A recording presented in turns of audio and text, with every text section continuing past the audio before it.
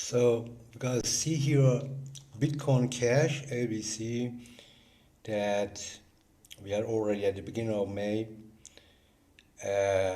massive downside breakdown, and we see how the market dropped down. Everybody was waiting for a correction, but also the second resistance was broken at 757, the green line, you can see. And currently the market came back, new energy to break down again. And today we see the market downside already, and now we got a new low, 540 at this moment. Today on Sunday, 20th of June. We go now to have a look on a longer term chart, and we see definitely the market is crashing down. So buying Bitcoin at this moment is very dangerous based on Elon Musk, who is tweeting all the time, and only people who have no experience, who are amateurs, are following his tweets that's giving him a lot of power, and that's still wrong. We need regulations for Bitcoin. We need now government regulation to protect people to go in this dangerous currency, which is highly speculative and which is really, really dangerous for our climate.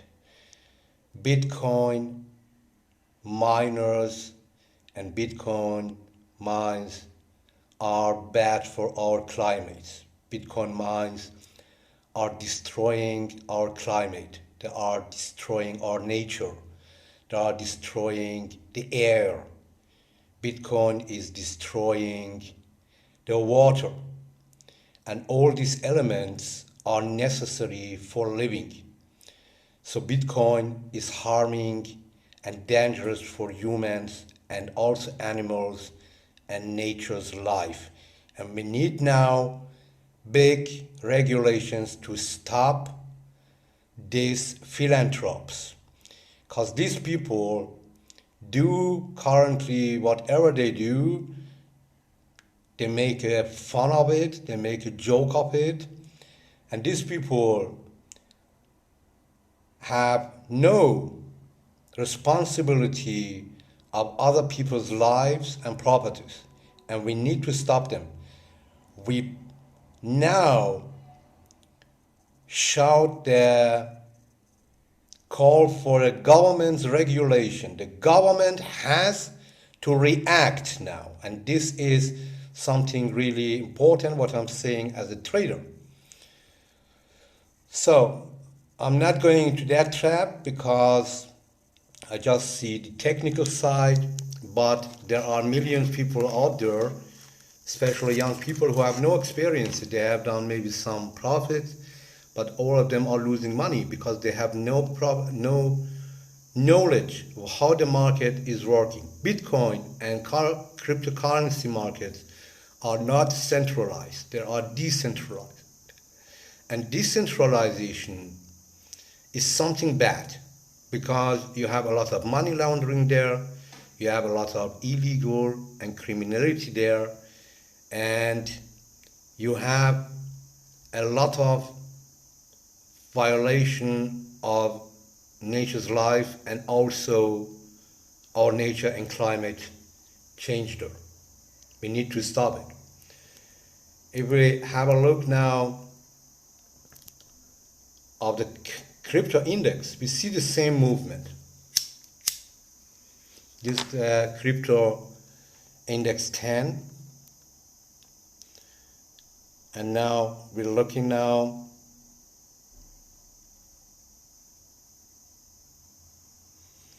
that the last 20 days lows is going to break again.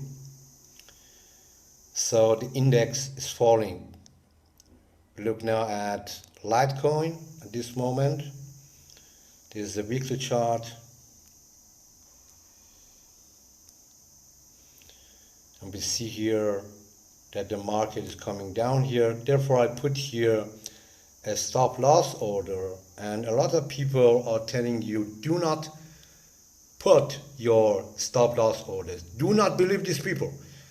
Those who tell you you don't need stop loss orders are funded by these miners because they want you to lose the money.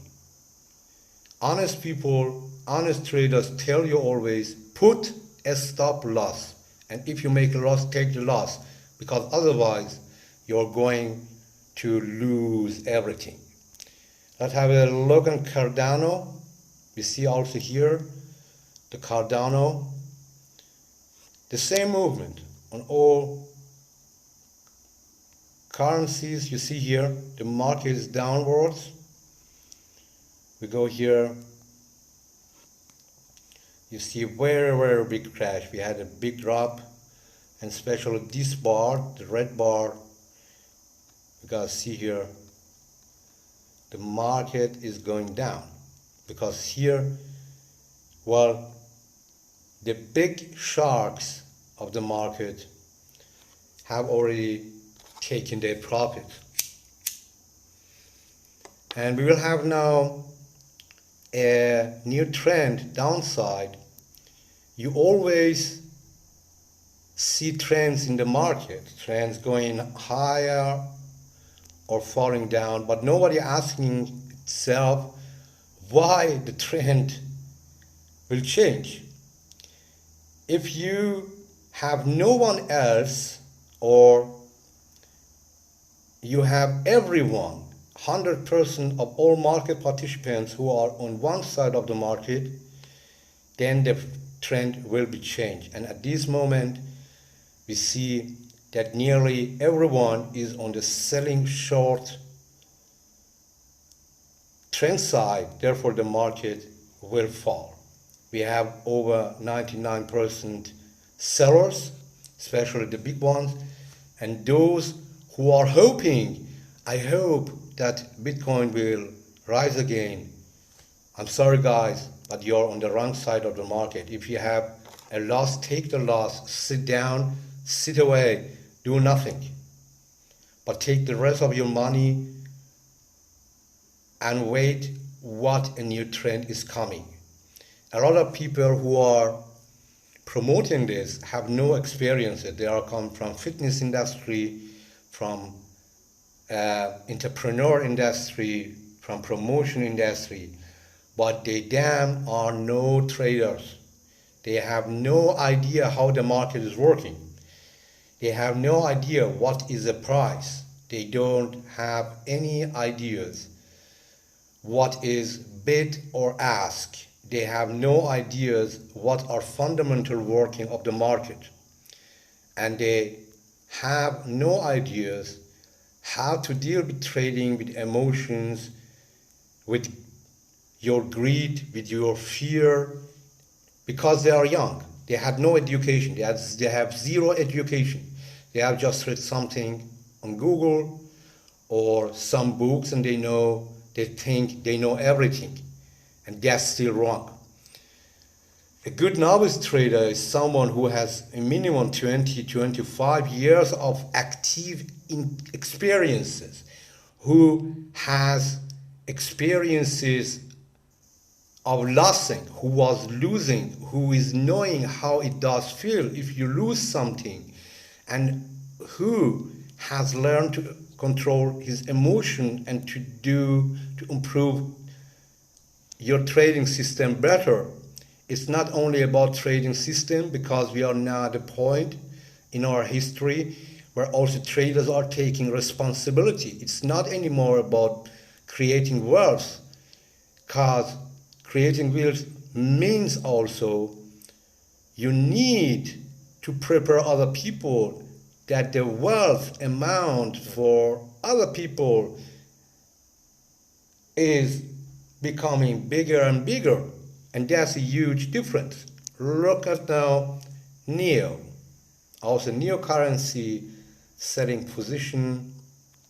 Gotta see here the market is down, down, down. All the cryptocurrencies, the market is down, down, down. And that's exactly what I'm telling you. Yes, the blockchain is truly revolutionary. Yes, Bitcoin is Tulip Mania 2.0. Yes, cryptocurrency is a nail in the coffin of the bankster parasites. Yes, digital currency is a tool of the totalitarian tyrants. No, these statements are not contradictory. But don't worry if you think they are. You're just a victim of the Bitcoin psyop. This is the Corbett Report. So what is the Bitcoin psyop? Well, look at a headline like this. Former chairman of Federal Reserve to speak at blockchain conference. If you immediately think, aha, I knew it, the Fed is behind this Bitcoin nonsense after all, then you might want to stop and contemplate this headline from 2 years ago. Ben Bernanke, Bitcoin has serious problems. Do you think there's some kind of contradiction here? Or do you think that Bernanke has flip-flopped on the issue? Or do you suspect that Bernanke was always secretly behind Bitcoin but couldn't admit it until now? If so, then you have fallen for an embarrassingly simple trick. That trick is to use the words Bitcoin and blockchain and cryptocurrency and digital currency interchangeably as if they are all the same thing. They are not. Confused? Well, fear not. Our good friends at the Bank for International Settlements, the BIS, have written a handy-dandy article that explains everything to you in simple, everyday language. They've even illustrated that article with easy-to-understand infographics. Just kidding. Their unwieldy article on central bank cryptocurrencies is a predictably hot mess of monetary jargon and Venn diagrams that somehow make things look even more complicated than they sound. Now, to be fair, their proposed new taxonomy of money has real explanatory power, and the diagrams that result are genuinely insightful, but it hardly makes for light bedtime reading. So let's see if we can make it a little easier, shall we? A blockchain is a cryptographically secured ledger that can be permissionless and decentralized. The geeks in the crowd will appreciate the fact that the blockchain is a stupendously elegant solution to some incredibly complicated problems in the obscure recesses of arcane subjects like distributed computing and payment processing. But for the non-geeks, perhaps this will suffice. Some of the oldest documents ever discovered have been ledgers of one sort or another. Medical records, legal and business contracts, accounting ledgers. As long as there has been civilization, there has been the need for secure and accurate record-keeping of transactions and events. And since the birth of civilization, there has only been one way to keep those records. A system where a recognized central administrator stores, secures, and updates that ledger. Until now, that is. With the advent of the blockchain, an accurate ledger can now be maintained without a single central point where that information is stored, maintained, or updated. Registrars? Notaries? You might as well be talking about farriers and chimney sweeps. So how does it work? And what does it do? Mike Maloney, the filmmaker behind the popular Hidden Secrets of Money documentary series, describes it this way. The system that Bitcoin runs on is called blockchain. Think of it as a modern version of an old-fashioned bookkeeping ledger, but instead of a handwritten list of entries and calculations, a blockchain is a digital list of entries and calculations. A block is simply a bundle of transactions. Think of a block as a whole page of transactions in the old-fashioned ledger. A blockchain is just a chain of blocks. It's the same as a whole series of pages in the old-fashioned ledger. Easy, huh? Here's how it works. The Bitcoin blockchain actually exists in every one of the millions of computers on the network as exact copies of each other. However, for this example, So that we can zoom in and you can really see just how a blockchain works, I'm going to show it as one giant blockchain in the middle of a small network of computers. Let's follow a pizza transaction with Bitcoin. When the transaction occurs, it first appears on the network in a pool of unconfirmed transactions, along with thousands of others from all around the world. Millions of different computers from the network then gather some of these transactions and place them in their own blocks. The computers are all creating blocks constantly in the hope that theirs will be the next one added to the official chain.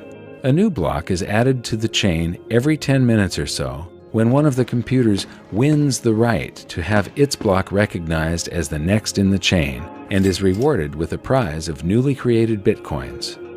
The way a computer wins the prize is by trying to guess the answer to an extremely difficult math problem.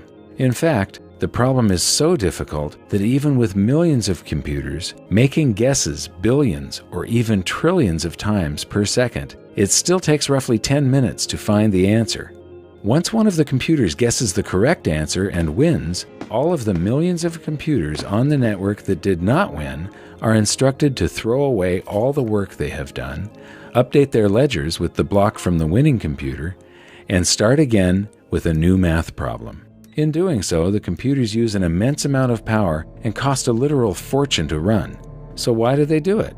Because it can be very profitable. This is where the term mining for bitcoins comes from. Instead of striking gold by mining for precious metals in the wilderness, these computers are hoping to strike Bitcoin by mining precious numbers on the blockchain. But talking about the blockchain is like talking about the printing press. Yes, it's revolutionary. Yes, it will change the course of history. But what specifically does it print? Well, whatever you want it to, of course. A papal bull or the 95 Theses, the 9/11 Commission Report or the Road to 9/11, a GMO cookbook or the Anarchist cookbook, colorful pieces of toilet paper or Federal Reserve notes, but I repeat myself. So what does the blockchain record? Well, whatever you want it to, of course. It can be used as a tool for creating smart contracts, or registering land ownership, or creating decentralized cryptocurrencies. This is where Bitcoin comes in. So what is Bitcoin? Bitcoin is a peer-to-peer cryptocurrency whose transactions are recorded in a public blockchain ledger. There are 3 things to note about this description of Bitcoin. First, Bitcoin is just one application of the blockchain ledger technology. They are not the same thing. Bitcoin is not blockchain. Blockchain is not Bitcoin. Bitcoin uses the blockchain innovation to run an electronic payment system. It's important to stress this point. Confusing these terms is a purposeful tactic that a lot of 21st century snake oil salesmen are using to sucker a public that sees the Bitcoin bubble and believes this is the next great investment opportunity. This baffle them with BS technique has been ridiculously effective in some cases. In one infamous example, the Long Island Iced Tea Corporation recently rebranded as the Long Blockchain Corporation. They still make iced tea. They just added blockchain to their name, and the market responded. The company's stocks tripled overnight. This is the exact phenomenon we saw emerge during the dot-com bubble, when any company that added .com to their name saw their stock price rise. And it is a sure sign that people are being baffled by techno-speak that they don't understand in the slightest. Andreas Antonopoulos provides some straightforward advice for separating blockchain from BS. So let's get started. What exactly is going on here? Is this the greatest technological innovation and explosion of innovation since the mobile internet, or maybe even the internet itself?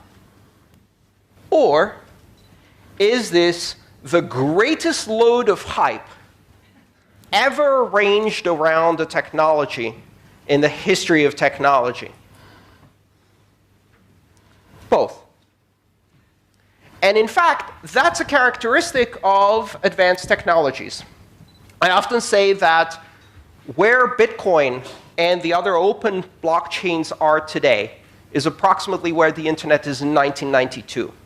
In terms of technology, in terms of infrastructure deployment, in terms of adoption patterns, this technology is approximately where the internet was in 1992. But the hype around blockchain is exactly where the hype around the internet was in 1998. You know what comes next. There will be a shakeout. When the waters recede, you can tell who on the beach wasn't wearing a swimsuit. They stand there naked. It's an empty promise. This will happen in the blockchain space. There is a lot of bull being peddled to VCs, to investors, to initial coin offering buyers, to uneducated investors. There's a lot of Ponzi schemes. There's a lot of pyramid schemes. There's a lot of empty promises. There's also a lot of business as usual disguised as innovation, disguised as disruptive technology. Now, out of that came this fantastic saying, blockchain is the technology behind Bitcoin, which is incorrect. Blockchain is one of the 4 foundational technologies behind Bitcoin, and it can't stand alone. But that hasn't stopped people from trying to sell it. Blockchain is Bitcoin with a haircut and a suit that you parade in front of your board. It's the ability to deliver a sanitized, clean, comfortable version of blockchain, of Bitcoin, to people who are too terrified of actually disruptive technology. And so you get into this very strange world where the words no longer mean anything. Can you define blockchain for me? I think a few people in this room could probably define blockchain, but the real challenge would be, can you define blockchain in such a way that I can't do search and replace with the word database and still make that sentence work? Because that's the challenge. If what you're doing is a database with signatures, it's not interesting.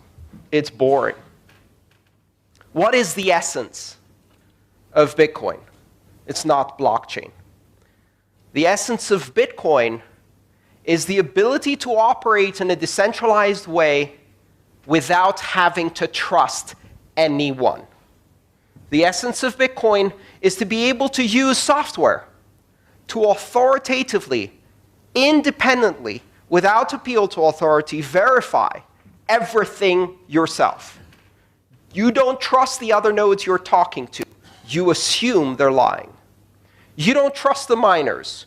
You don't trust the people creating the transactions. You don't trust anything other than the outcome of your own verification and validation. And through that, you end up trusting in something more important, the network effect. Bitcoin introduced the concept of decentralized security through computation.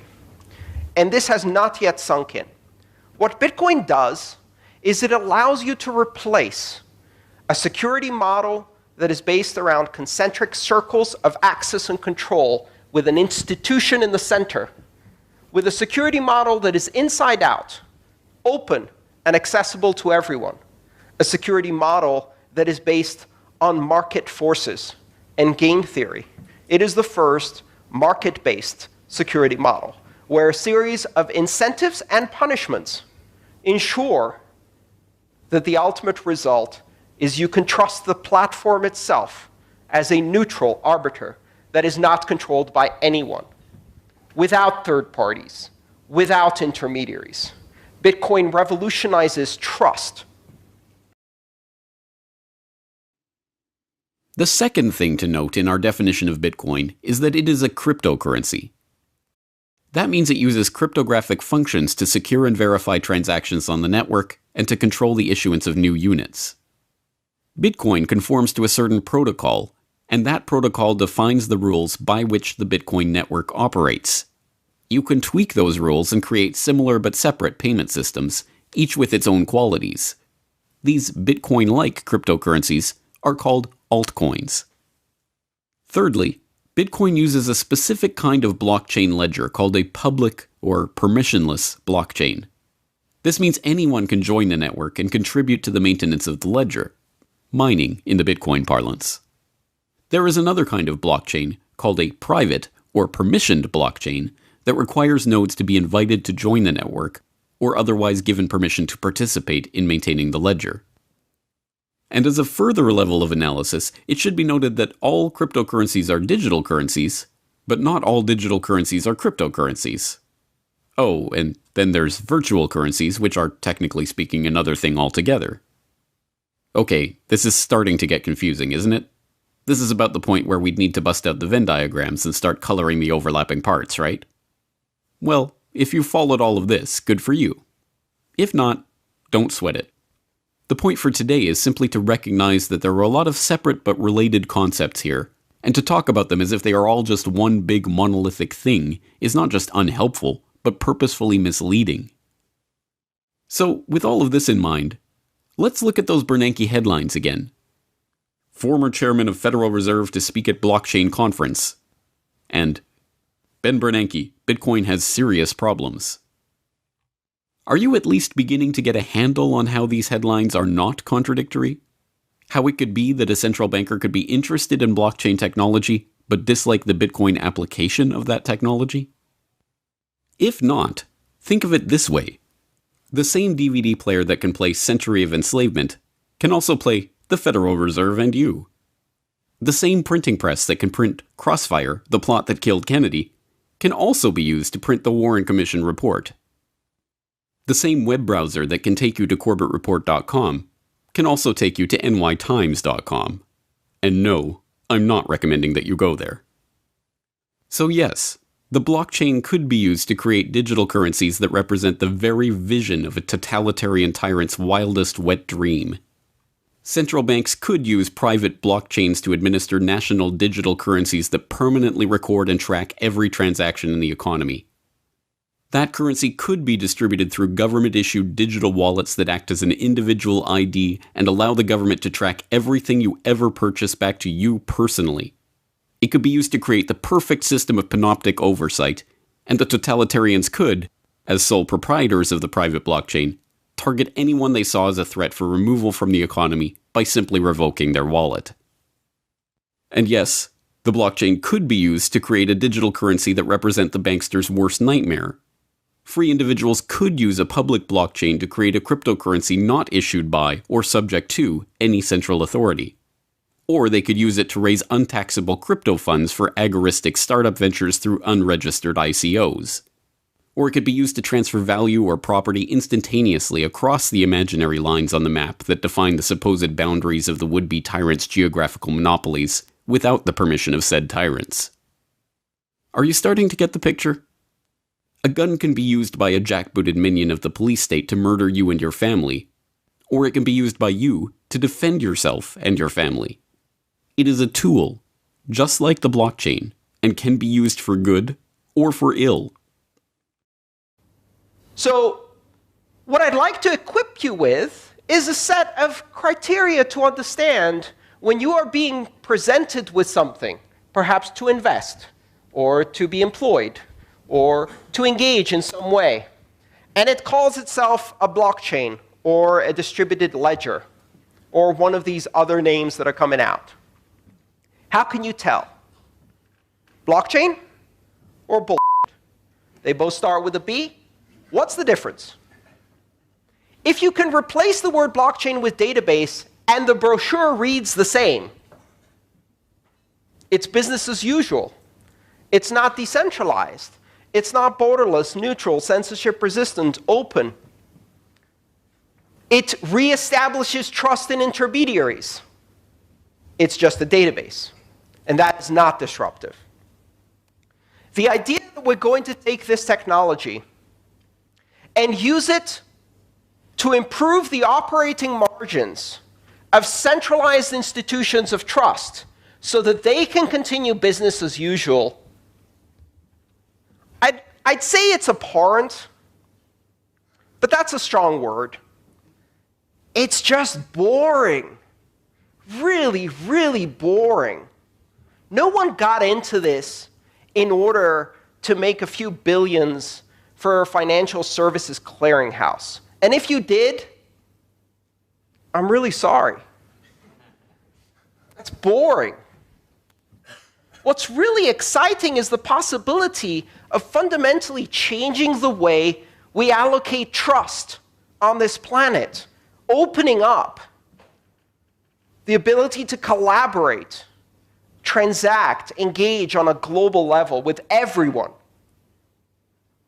Simply by means of downloading an application, you can become part of a giant platform of trust that doesn't care who you are or where you came from, that doesn't require permission to participate or innovate, where a 12-year-old JavaScript programmer has the same influence as power as JP Morgan Chase. More, in fact, because they're doing open source and feeding into a community of collaboration that is creating a tsunami of innovation. Taking this technology and using it to strengthen the same centralized institutions so that they can improve their bottom line is boring. That is not what blockchain is. That's just a database. And it doesn't change anything. In fact, there are some rather disturbing possibilities in this model. Let's think about it for a second. The most commonly expressed application for these new distributed ledger technologies is to replace the function of a centralized clearinghouse with a consortium of n participants, where n is 2, 3, 4, 5, 10, known, permissioned, controlled participants who will assemble transactions and sign them rather than compete through market forces in a security model like Bitcoin. We discard currency as the underlying mechanism for building market-based security. We discard proof of work as wasteful because all it allows you to do is decentralized, secure, neutral, censorship-resistant blockchain. And we trust 5 named parties to sign transactions. At that point, they don't need to assemble these transactions in blocks. They can just sign the individual transactions. They don't need to chain them together, because absent proof of work and a system of currency incentives, rewriting that is easy. There's no immutability. So it's not a blockchain anymore, because there's no blocks and there's no chain. Now, that's at a technical level. But let's look at the more important level. What do you achieve by replacing a clearinghouse with a consortium of players? You know, there's something unique a clearinghouse does. If you understand the role of a clearinghouse, one of its most important functions is that it is not a participant in the market. It has no skin in the game. The New York Stock Exchange is not an active trader. That's not an accident. That's called separation of concerns. The clearinghouse is an independent party with oversight that is not a market participant. If you take that party out and replace it with 5 banks, all of which have skin in the game, how do you run a consensus algorithm when the incentives to cheat, front-run, manipulate the market, and break the consensus rules, even adversarially against the other 4 parties, are so high? There's no incentive to keep the consensus rules. All you're doing is you're saying, trust us. We're in a consortium. Trust us? These 5 banks? Where were you in 2008? Where were you when Libor was fixed? Where were you when the gold markets were fixed? Where were you when front running and high frequency trading was creating these monsters of crony capitalism? Trust us? Hell no. Removing the clearinghouse and replacing it with, what's the word? It's not consortium. Cartel, that's the word. With a cartel of the same market makers who have manipulated and compromised every market in history, and doing that in a way that closes this from transparency. That's not a recipe for efficiency, immutability, security, transparency. That's not a blockchain. That's a bullshit. It's a very profitable bullshit. It requires you to have confidence in the game. A con game, as it's known.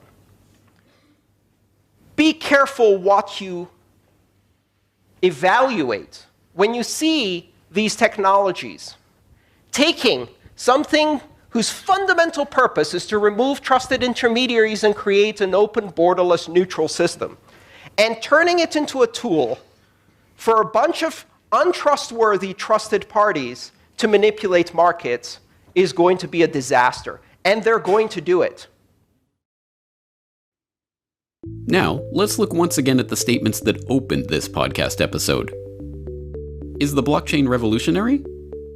Well, since no decentralized peer-to-peer ledger has ever existed before, yes, it is that rarest of rare things. Something new under the sun. Is Bitcoin Tulip Mania 2.0? Yes, in the exact same sense that the dot-com bubble of the 90s was Tulip Mania 2.0. Just as Pets.com and other ventures that earned and lost hundreds of millions of dollars in the blink of an eye were the result of a speculative frenzy, so too are the sudden run-ups and rundowns in Bitcoin's price the result of a speculative frenzy. But the bursting of the dot-com bubble wasn't the end of the World Wide Web, any more than a future bursting of the Bitcoin speculation bubble will be the end of cryptocurrency, or even Bitcoin. Is cryptocurrency a nail in the coffin of the banksters? Yes. Cryptocurrencies can now be, and already are being used by millions around the world for instantaneous and virtually free international remittances, all without the aid of a bank account. Startups have raised billions of dollars in capital through ICOs, without a VC predator or investment bank underwriter in sight. More broadly, a whole host of banksters and their associated cronies in the third-party middleman parasitic class are already openly contemplating the fact that they have already been made obsolete by the blockchain technology which underlies the cryptocurrency boom. So is the blockchain the one and only silver bullet that will end banking all by itself? Don't be ridiculous. But it is one more arrow for the quiver. Is digital currency a tool of the totalitarian tyrants? Well, we've already seen how the BIS is musing about central bank-issued cryptocurrencies, and we've contemplated how that nightmare scenario of control and surveillance might unfold. It hardly takes a Nostradamus to envision how the forces of centralization are going to push as hard as they can to put the cryptocurrency genie safely back in the bottle of central bank-issued fiat. Are any of these statements contradictory? Nope. But the Bitcoin psyop might have made you think they were. And now, you know better. So, here's a test of your newfound, nuanced understanding of the intricacies of digital currencies. Can you explain how this headline, China's central bank has begun cautiously testing a digital currency, and this headline, China is shutting down all of Beijing's Bitcoin and cryptocurrency exchanges, are perfectly compatible? If so, then give yourself a pat on the back. You've just seen through the Bitcoin psyop. A version of this podcast first appeared in the Corbett Report subscriber newsletter in September 2017. To keep up to date with the newsletter and to support the Corbett Report, please subscribe today. So we see now also IOTA is breaking down massively. This is exactly now Sunday, 20th of June. And we see here now how the market is crashing down. Because see here, we have just entered the market, a short selling, and we're going now to update our trailing stop order. to give a little bit air to the market. Gotta see here now very well. So let's see at our first position in EOS. The market is very nice. Going on 4-hour chart, we gotta see here the market is moving down, crashing down. So the EOS market also, the other one also in plus. So NEO, gotta see here a very clear trend down. We have low lows. The 20-day setup has been broken already. And if we go a higher chart frame, fantastic. That's exactly what our trading system novice is doing. Total trading system novice. That all algorithms are working at the same time. Whatever Elon Musk is saying or not saying, the system tells me what I should do, not what he wants me to do. So we see here now Cardano, the same. Gotta see here, the market is falling down, crashing down. Going shorter chart frame, you gotta see very well. Nice movements down. On smaller chart frame, the same. And we have here also the crash. Bam! Let's have a see on Stellar. Stellar, the same one.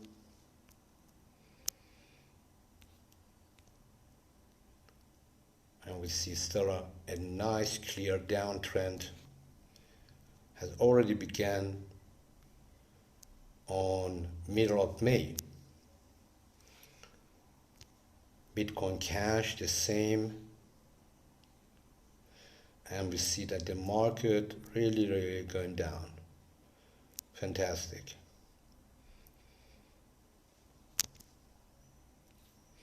So, personally, I don't see a recovery for the next time. And for those who are in selling position, they are in big danger. So our Litecoin position, we have already taken a short loss and we went sold now. We sold the market now. As we had this big crash here, as you see, we are short selling also these currencies. Cryptocurrencies definitely short, and we see now the Bitcoin itself. Bitcoin is falling and falling. There is no big groove here. You guys see it? It's now, if we break the market at this level,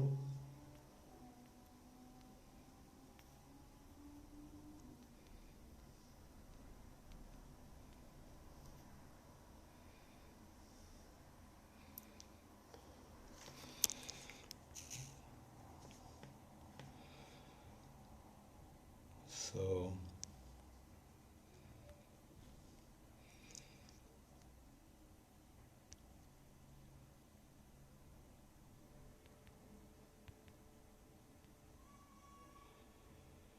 at 31,060, if we break that level, the market falls much more rapidly.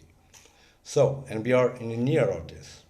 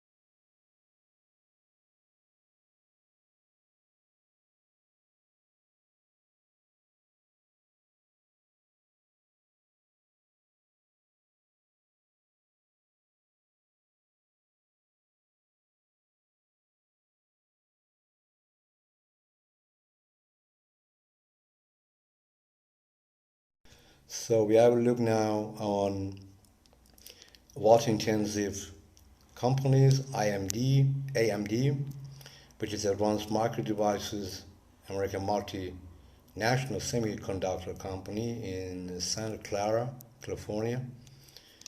And we can see on chart, we have a clear challenge that the market has broken the last 20 and also 50 highs level. So that's definitely at this point, which is a good buy signal. Then we look for Intel, and Intel is falling. So we see here Intel already. Let's see, you can trade tomorrow, but at this moment the market seems to come down, and we have broken the 20 days low, so the market can go to 53 back, and if no recovery, it's going down again. Then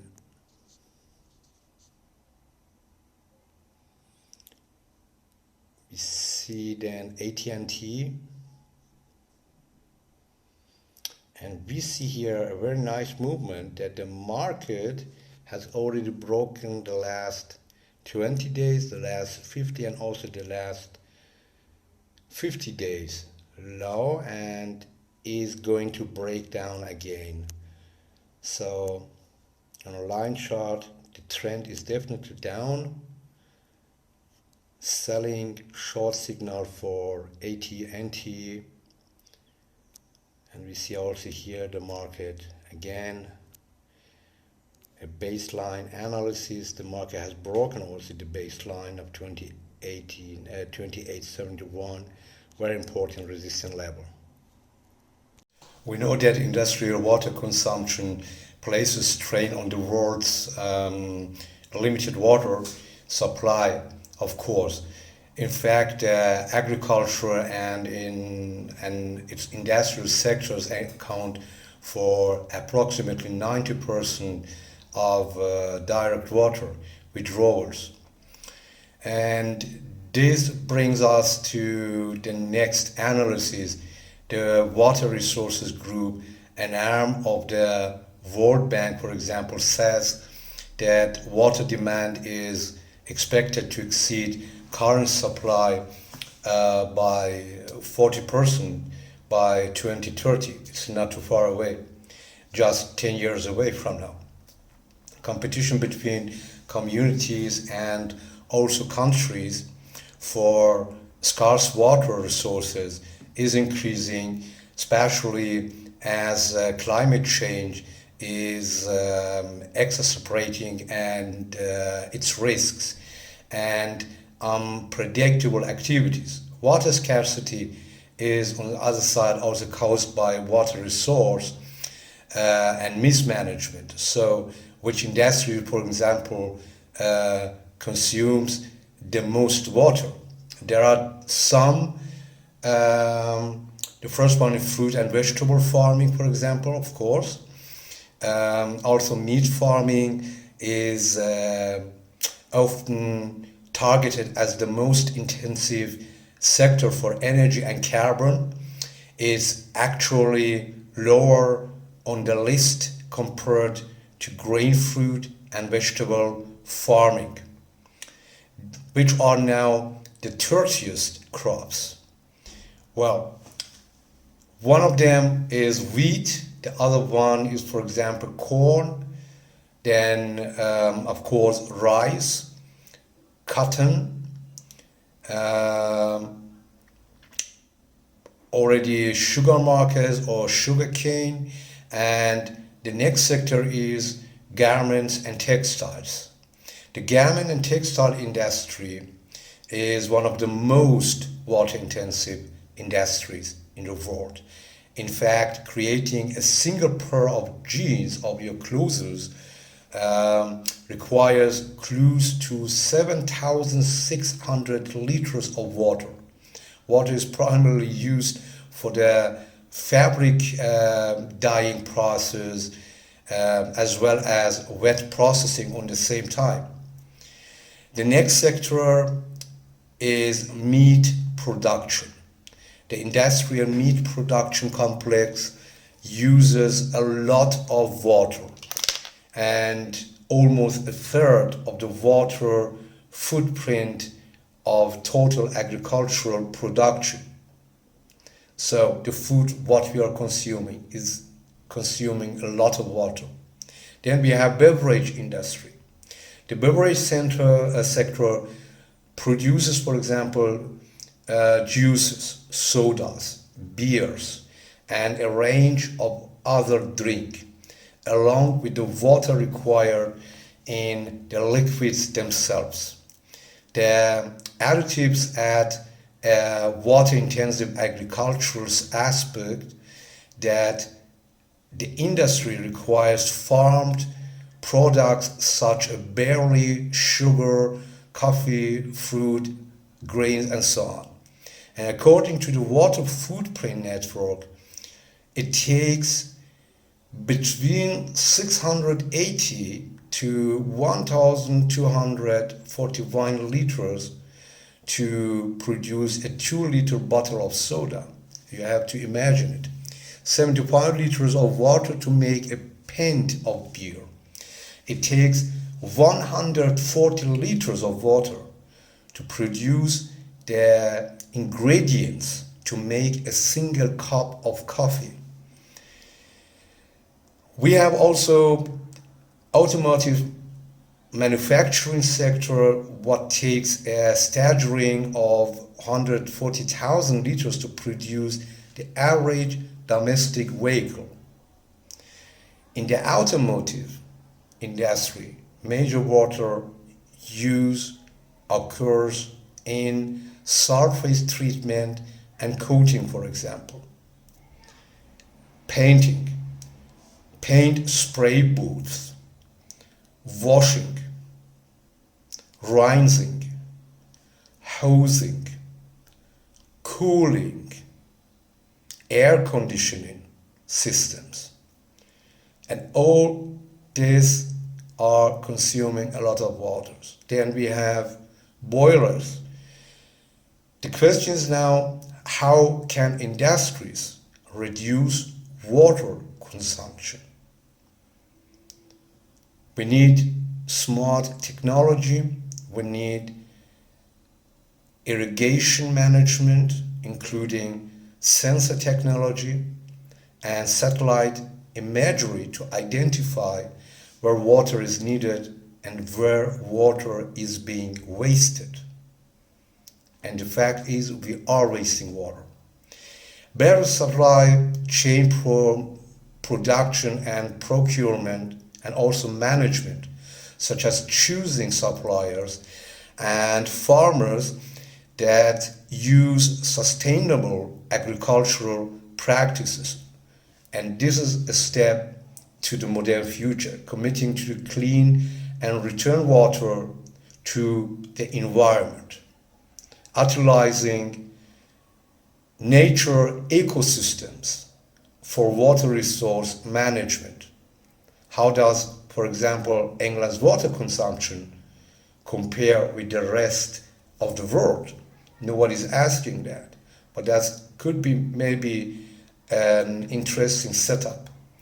According to the National Water Footprint accounts, these are the top 10 water using countries around the world. I think I have here a picture. China, for example, 1.5 billion people, 362 trillion gallons annually. United States, 300 million people, 216 trillion gallons. Brazil, 175 million people, 95 trillion gallons. In Asia, Russia, 143 million people, 71 trillion gallons. Mexico, 100 million people, 53 trillion gallons. India, 1.1 billion people only, and 30 trillion gallons. England, 60 million people, 20 trillion gallons. France, 60 million people, 20 trillion gallons. Canada, 33 million people, 19 trillion gallons. Australia, 20 million people, 12 trillion gallons. Ask yourself how your business can start serving water. Saving water starts by having an effective water management strategy into place. Many businesses choose to outsource to expert water consultants to identify and implement saving efficiencies. Our Smarter Business Water, for example, is on hand to get you started on your water saving journey. And we can also help you save on business water rates by walking you through the process of switching suppliers on one side for a cheaper deal on the other side. So it shall be a win-win situation. Who are now the most water-intensive semiconductor companies, and why is Intel share price declining and falling? That's the next important question, and maybe you need to take a renew and to go back in mind. We need for the future people who are building ecosystems and who are getting engaged to protect the most valuable and the most important good for humans, nature, and our planet to live. And after oxygen, it is water, much more important than ever before. So we have a look now on water-intensive companies, AMD, which is Advanced Micro Devices, American multinational semiconductor company in Santa Clara, California. And we can see on chart, we have a clear challenge that the market has broken the last 20 and also 50 highs level. So that's definitely at this point, which is a good buy signal. Then we look for Intel, and Intel is falling. So we see here Intel already. I'll see, you can trade tomorrow, but at this moment the market seems to come down, and we have broken the 20 days low, so the market can go to 53 back, and if no recovery, it's going down again. Then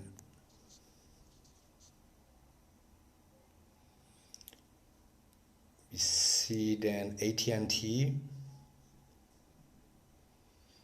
and we see here a very nice movement that the market has already broken the last 20 days, the last 50, and also the last 50 days low, and is going to break down again. So on a line chart, the trend is definitely down. Selling short signal for AT&T, and we see also here the market again a baseline analysis. The market has broken also the baseline of 2871, very important resistance level. This year's theme for World Water Day is wasting of water, or waste war. It was aptly chosen given the United Nations prediction of 55% increase in global water demand by 2050 compared to 2000. To meet this demand, companies will need to manage waste water far more efficiently than they do today. We hope so, because the risk of failing to do so becomes concrete when you look at the water-intensive industry, such as semiconductors, like Intel, for example, or AMD, or the miners industry. Semiconductors are essential components in technology products, including computers, including smartphones, microchips, and so on. The demand for chips is going to increase with the wide adoption of solar energy and connected devices. Think about Bitcoin. Semiconductor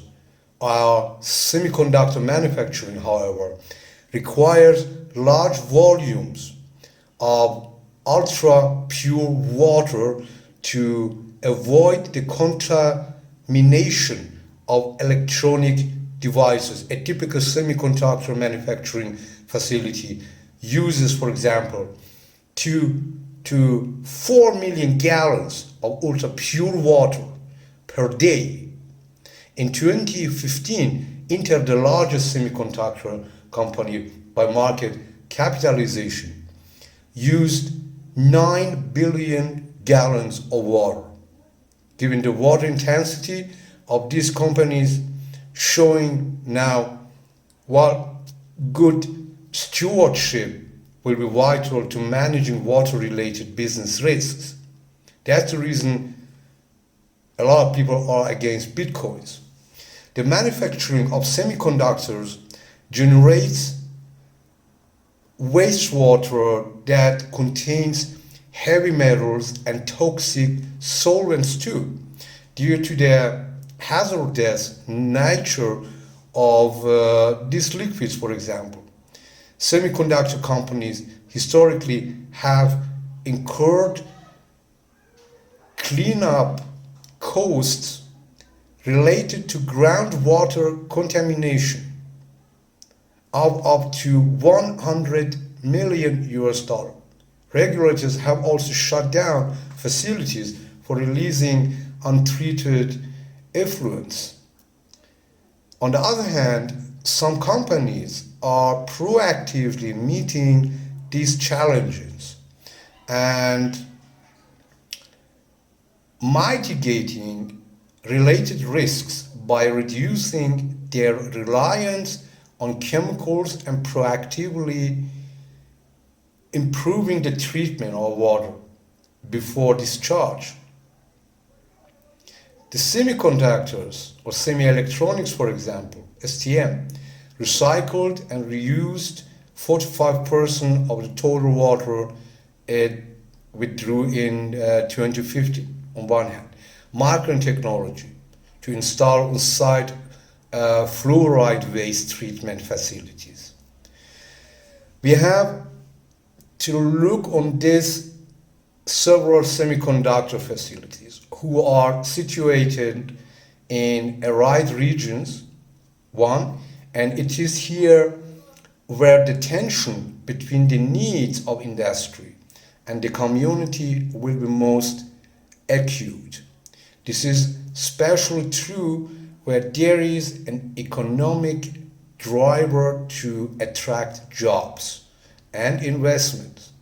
What's good for economy, but showing good stewardship is essential too to maintaining goodwill with regulators and local populations. Taiwan Semiconductor Manufacturing Company, TSMC, for example, is an example of a company that proactively managed community relations.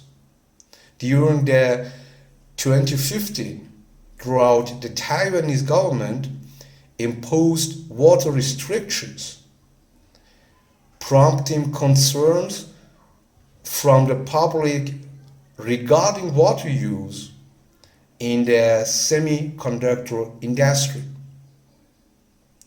To alleviate these concerns, TSMC conducted a media tour to explain its water conservation efforts. Intel is another example of a good water steward that reduced water use or usement in a right region. In 2015, the company reduced water withdrawal at its facility in Rio Rancho, New Mexico, by about 40 to 45% compared to 2010. Transparency is another important element of being a good steward. However, disclosure on water use remains poor and incoherent. I'm talking now about the most of semiconductors, not the industry. No industry standards for reporting on water use, making it difficult to assess the efforts of individual companies. Intel is an industry leader in disclosing water usage and reports on use by location with real-time data on its website on one hand. With the changing climate, water risks are likely to escalate in many regions, which could trigger stricter regulations by the governments, for example, on water efficiency and discharge, and it's good. It's yet to be seen if the semiconductor industry can efficiently manage this risk, and that's what we are looking for. Then we'll look at another company which is called Nuvia. Is not traded on Nasdaq, and Corsair.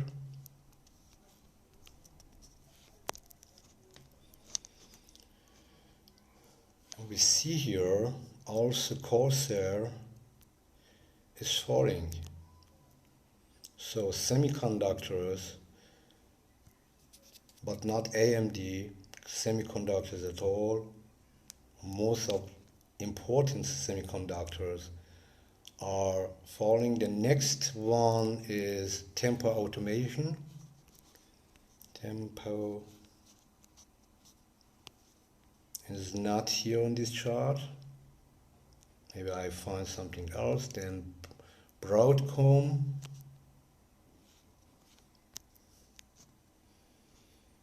See ABGO. Broadcom is going to break the 20 days low again, so shortly before falling. So the index trader sentiment is telling you the percentage of buyers and sellers out of all customers with open positions. Means numbers of sellers are not recognized here, so be careful with these sentiments and the instruments you're using. You have to do your own fundamental researches. Then the next one, Apple.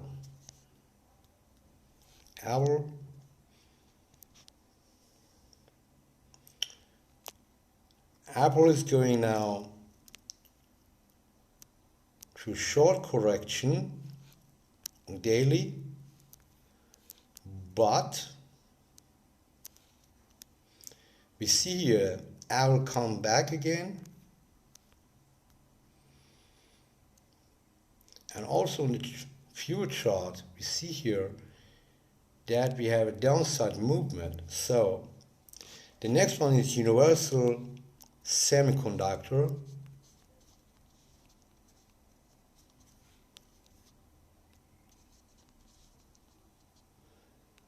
semiconductor, which is not recognized here. And the next one is CAN's design system. CAN's design system, which is an American multinational electronic design automation software and engineering service company, a really water-intensive company. And this company has not enough power to break 132.60, so coming back maybe breaking 130.26. If the stock or the share price falls below it, then you have a possibility to go short. Then the next one is IVI.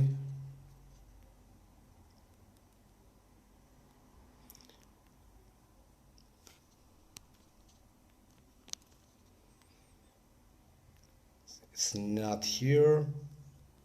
Let's have a look on Marvel.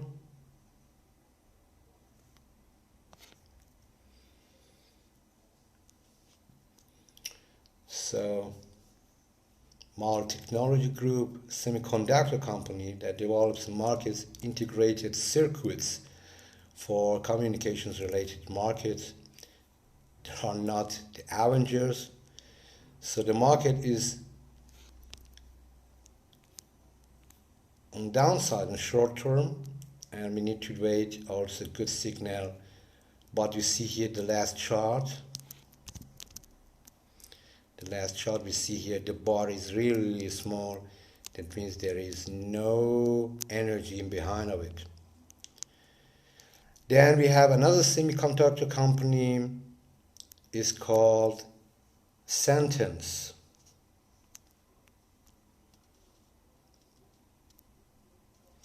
And Sentence is over the counter currently than GCT. And also GCT semiconductor is not notated American market, but you can start looking for these companies. So Sentence, for example, is a leader in the design of surface agnostic touchscreen industry. Then we have also another company which is called Celera, not located here, but location is in San Jose in the United States. Celera utilizes, for example, an AI-driven platform to offer custom integrated circuit designed to customers with a variety of needs. And this company is among the first manufacturers to be able to offer custom integrated circuit boards by automating the design process, for example, allowing Celera to deliver chip layouts 100 times faster than legacy teams and flows, a breakthrough in the analog mix signal and RD process. Then we had also Coaster, which produces several lines of products that not only allow for high-powered computing, but also makes the digital experiences as enjoyable and capable as possible. Tempo Automation was a providing of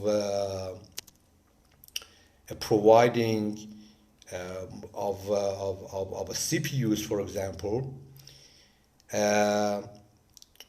and specializing in rapid PCBA prototyping, such as low volume circuit board production.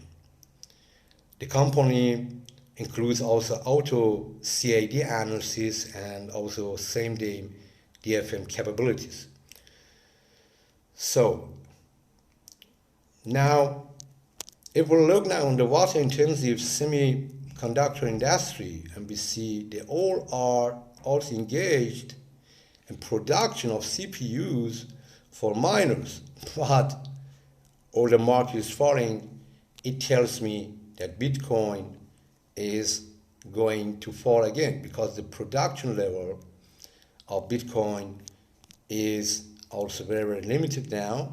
So production of Bitcoin will be also very expensive on one side, but on the same time we will have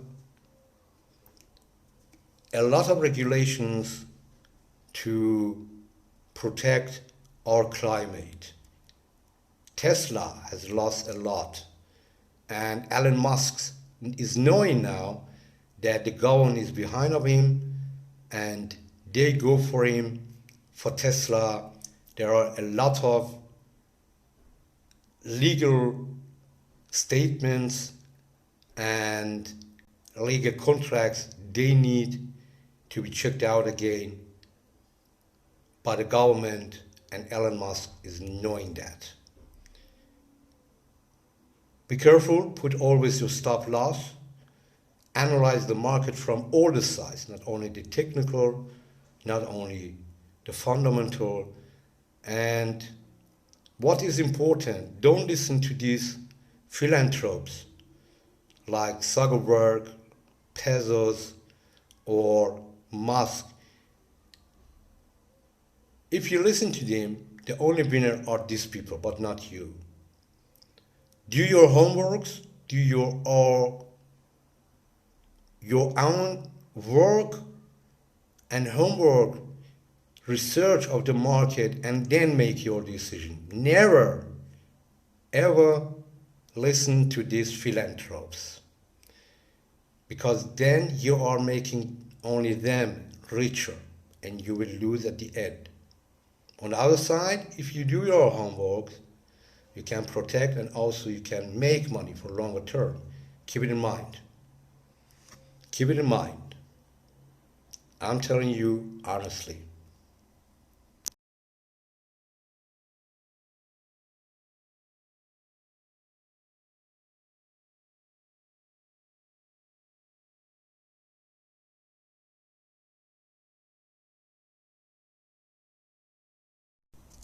So today I'm going now to teach you some trading setups. Already as we can see the semiconductors NVIDIA here, and you see that first of all the first rule number one is trade what you see, and the best thing is that you always have a look on bigger chart frames as we have here, instead of, let's say, if you go to hourly or maybe smaller chart frames. It's not good. It's only for a short time, and you are doing you have a lot of intensity, you have a lot of speed, and naturally you're making a lot of mistakes. So the better one is to have a look of these charts always in a bigger picture. We see here the big bar as we have here, for example. You see that the market is falling. The market came already from here, and you see that the trends are on the same line, always down. What do you do? Buy or sell? And the natural reaction of a trader is, of course, trading with the trend. Trend is your friend. Sell. That's all. All right. Now we have a look at weekly, and we see yes, it's another confirmation for a bigger chart frame. In big chart, the big picture trend is down. We go now on our setup of daily, and really good. That's it. What do we do? The first step is we are counting their bars. So as you can see here, for example, we count back 1, 2, 3, 4, 5, 6, 7, 8, 9, 10. 1, 2, 3, 4, 5, 6, 7, 8, 9, 10. And this is the period, the last 20 days. The next one is we go into the market, we buy the market if the market sells here, right? So at this point, right, the market climbs up, going in that direction where my picture is now moving, then we buy. We sell if the market is going down. And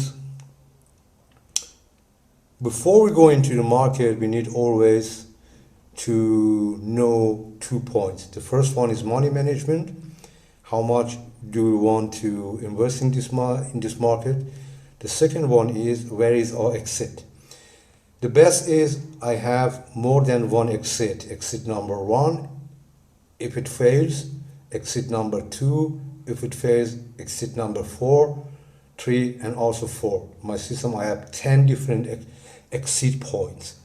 So I make sure that in any kind the market is running against me with profit or loss, and it's time to exit, I exit immediately. There is no room for procrastination and for waiting. The market is currently down, so I decide now to go short. I sell, and I put the minimum amount, that 10% of the capital. I have also a stop order, so I will see it is around $10, yeah. So stop order already, and I can put, you can see here, the red button, the stop is moving here. Stop is around 18% of the capital. Right now, it's the last 10 days, might be here. 1, 2. So I do it again. It's not working here. Yeah. 1, 2, 3, 4, 5, 6, 7, 8, 9, 10. If the market goes over this period of the red amount, or 8.8%, that's too much, because here I can in minimum put always 10% of the capital. I can also do it with other brokers much more less. Usually I invest 0.05%. It's much less than 1% in every market, right? So never before now I proceed this. So I see my something right here. I proceed very well, and we see what the market is doing. And we count now again. 1, 2, the day 3, the day 4, the day 5. The market is running against me, but is not closing over, and we have a loss of $1. Doesn't matter. Do we want to go in the market? Yes or no? We wait. Our rule is 20-10, 20 for entry and the last 10 for exit. We count again. 1, 2, 3, 4, 5, 6, 7, 8, 9, 10. 1, 2, 3, 4, 5, 6, 7, and 9, 10. Yes, I can now. I have now a new level here of the last 20 days. The market is going up. I wait a little bit, see the market is coming down. The next confirmation, the market is closing over my period, but not now, is now again closing, is going down. And now the market definitely is going up again. I buy again against 10%. To do this, the last period is 1, 2, 3, 4, 5, 6, 7, 8, 9, 10, around $8. So stop loss is around $8, and I don't want to have any kind of profit target, so I can move it continuously, doesn't matter. We proceed. So yes, there's something like that. Okay, we proceed and we see what happens. This is the trade number 2. Entry 10, entry the last 20 bars, and breakout, and exit is the last 10. 1, 2, 3, 4, 5, 6, 7, 8, 9, and we have a ratio again. All right, we buy again.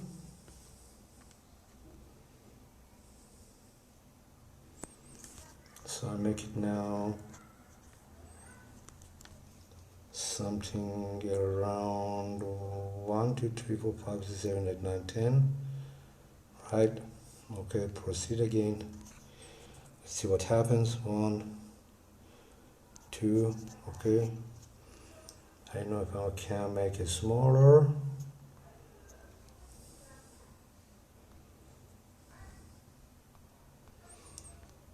Or if I can move my stop, because I don't like any profit target, but doesn't matter if the market is around you. So our stop is now something here. 1, 2, 3, 4, 5, 6, 7, 8, 9, 10. Okay, our stop loss is now here. 1, 2, 3, 4, 5, 6, 8, 9, 10. All right, our stop loss still here. 2, 3, 4, 5, 6, 7, 8, 9, 10. All right. 1, and now we can move our stop a little bit higher. 1, our stop is here, right? 1, 2, 3, 4, 5, 6, 7, 8, 9. All right, that's because we had a profit target. Now, how it looks like if we don't set any profit target. We do so as in the next trade, we trail the stop loss already, but without no profit target, because profit target some way is giving you the profit for short term, but is limiting you from taking the bigger move or the bigger picture, right? The bigger profit. And it can be tremendously to have a big trend to take the big profit. So essentially is only entry, essentially is where you go in the market, but much more importantly, where is your stop loss. So we count back again, 1, 2, 3, 4, 5, 6, 7, 8, 9, 10. Then our stop is this time here. Now, before we go in the market, you have see I have calculated my stop. Where should I get in the market if the market is coming against me? Should I go in or shall I stay in? And we see what the market does the next day. The market rises up. I decide to buy. All right, this is my stop loss. The line, 1, 2, and then I can now move my stop, as you can see here, to here, right? The next day also, now is my stop loss here. I trail manually. The market is going up, 1, 2, 3, 4, 5, 6, 7, 8, 9, 10. I trail my stop here. The next day here, no movement of the stop loss. Then I count back from the current price, 1, 2, 3, 4, 5, 6, 7, 8, 9, 10, the same day. And now I can trade again my stop loss. Very easy, as you can see, right? What will happen? The market rises again. 1, 2, 3, 4, 5, 6, 7. 1, 2, 3. It's now 10 days.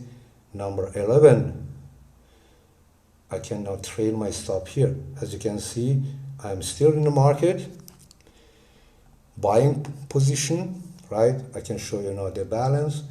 18,551, right? Okay. Now we see here 1, 2, 3, 4, 5, 6, 8, 9, 10,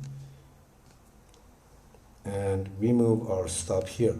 Now for the first time, my stop loss is stop profit. As you can see, the line, my stop, is over my buying position. So with this kind of trading, I have made it possible that my stop loss, my stop protection has developed to taking protection level, and now it's okay. Because if the market turns down, and this is the system, get out immediately when your stop has been hit. And this time, my exceed is my take profit, right? All right, we do so. 1, 2, 3, 4, 5, 6, 7, 8, 9, 10, right? Number 11, we see here 1, 2, 3, 4, 5, 6, 7, 8, 9, 10, and now my stop is here. Very easy, right? 1, 2, 3, 4, 5, 6, 7, 8, 9, 10, got seated. Number 11, and now my stop is here. A lot of people get scared. Oh my God, what if the market comes down? But what if the market rises up, I say, right? The other point is, no, never buy high. If the market is rising, you should sell. As you can see here, if the market rising up and makes a new low, it means the current price is much more cheaper than the future price, right? And also if you're going short, it's the same. So 1, 2, 3, 4, 5, 6, 7, 8, 9, 10, and now at day 11 we increase, the day 11 we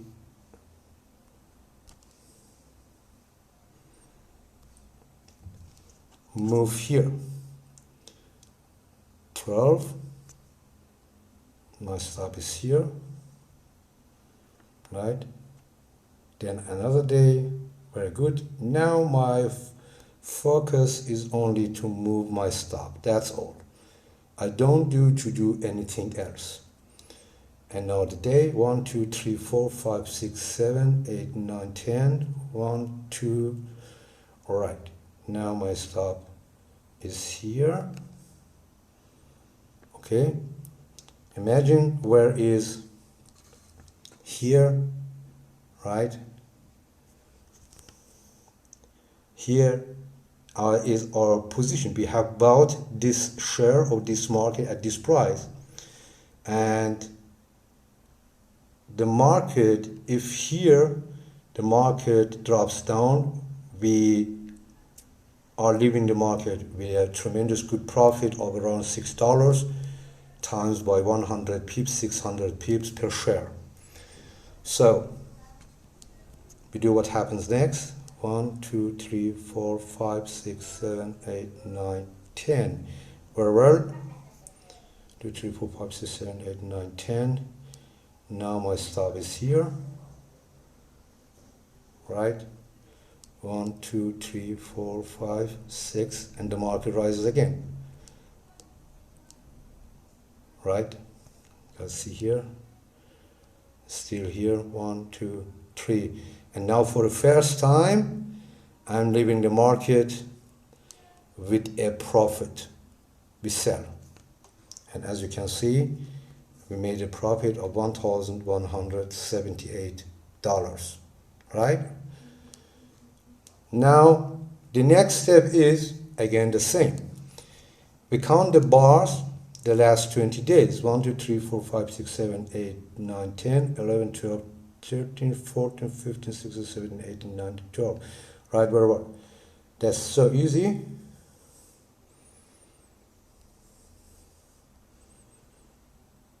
If the market goes over this price of $24, I buy again. If the market falls below this price, I sell. Let's see. Now, what do? We know where we go into the market. We go where we have to exceed. We know where we have to buy. We know where we have to sell.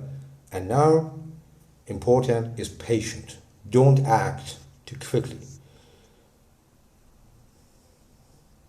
Yes, the market falls again, and now it's a short signal, always with the same disciplined amount. This one. Where is my stop loss? The last 10 days, of course.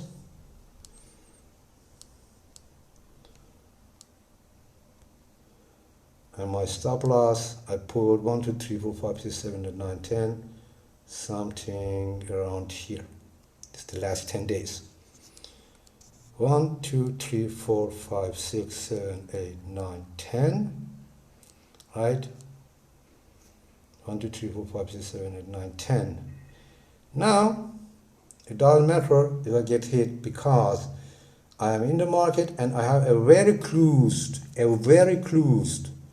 stop loss. If the market is running against me, I take that profit. Currently at minus, as you can see here, minus over my head, here this price, minus $139, but I had made a profit of 1,700 plus, right? Doesn't matter, take the loss. Don't wait and don't speculate. So the market falls, coming near against my stop, going down, going down, going down, going down, going down, going down, down, all right, and now tries to come back again. My stop 1, 2, 3, 4, 5, 6, 7, 8, 9, 10 is now a little bit tighter. And now, for the first time, you see here, $16 loss, right? You want to take the $16 loss, or maybe you give all your profit back. You decide. My decision is take the loss. If the market hits me, right? 1, 2, 3, 4, 5, and I got hit, I start to take that loss of $147. Whatever. So, as you can see, the system is really, really simple.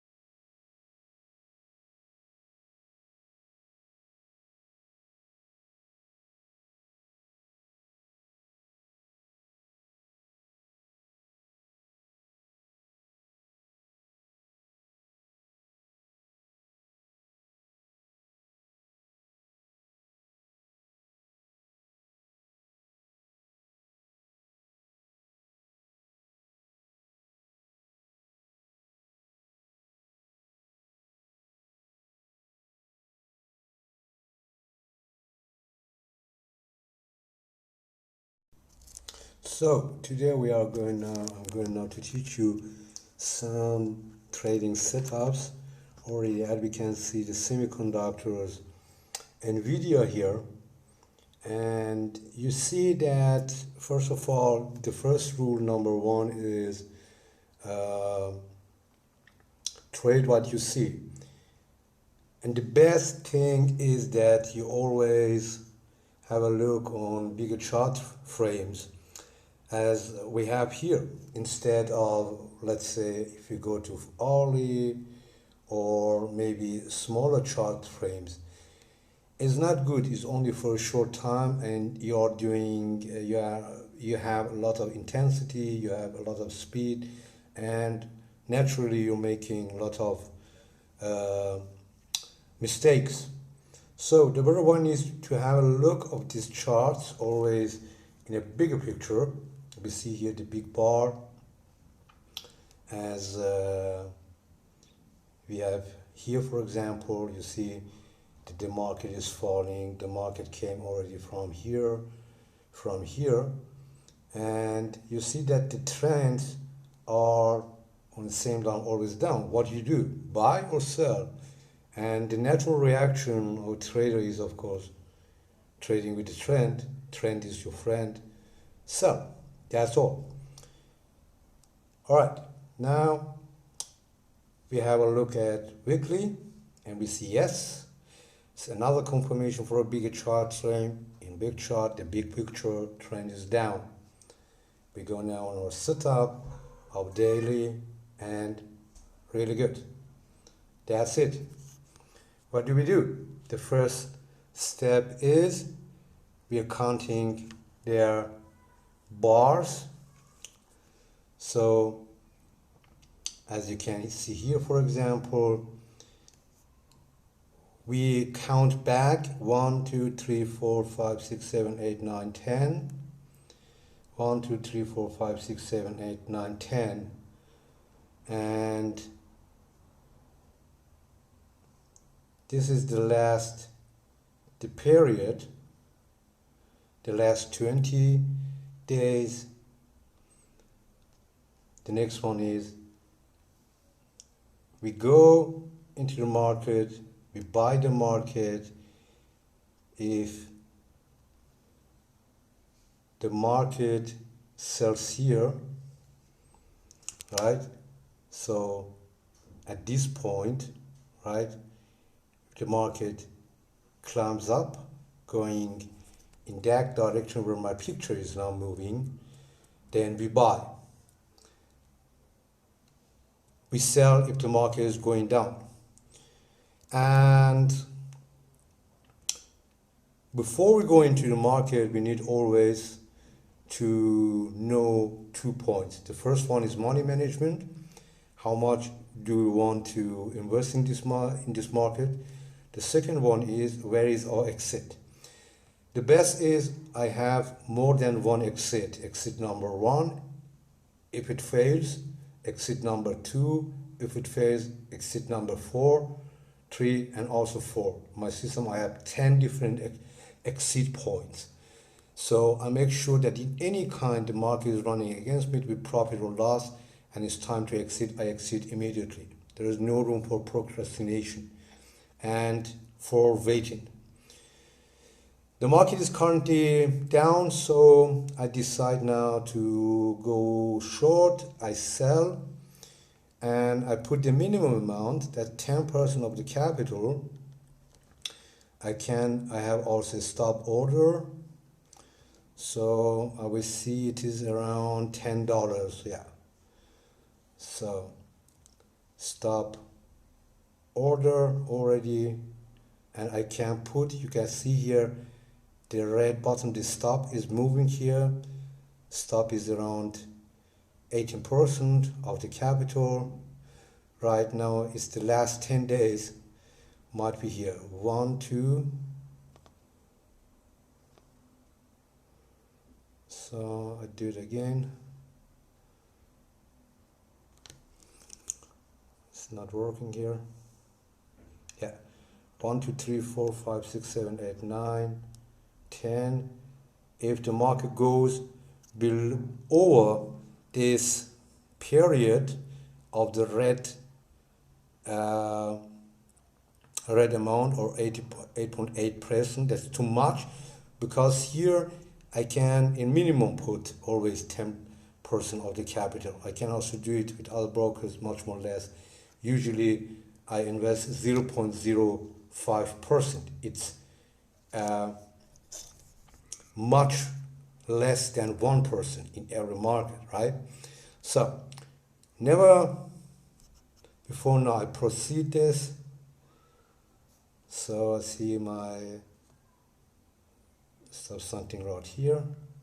I proceed very well, and we see what the market is doing. And we count now again. 1, 2, the day 3, the day 4, the day 5. The market is running against me,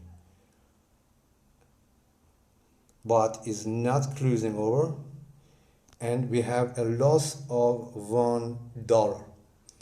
Doesn't matter. Do we want to go in the market? Yes or no? We wait. Our rule is 20-10, 20 for entry and the last 10 for exit. We count again. 1, 2, 3, 4, 5, 6, 7, 8, 9, 10. 1, 2, 3, 4, 5, 6, 7, and 9, 10. Yes, I can now.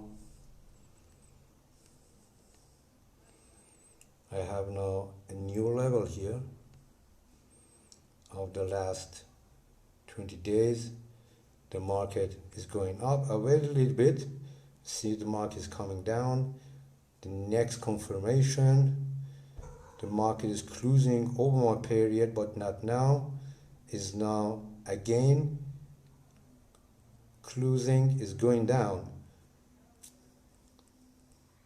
And now the market definitely is going up again. I buy again against 10%. To do this, the last period is 1, 2, 3, 4, 5, 6, 7, 8, 9, 10, around $8. So stop loss is around $8, and I don't want to have any kind of profit target, so I can move it continuously. Doesn't matter. We proceed. So yes, there's something like that. Okay, we proceed and we see what happens. This is the trade number 2.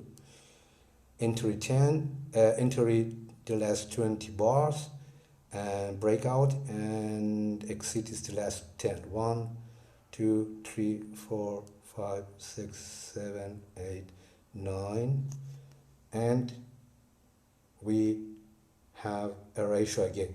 All right, we buy again.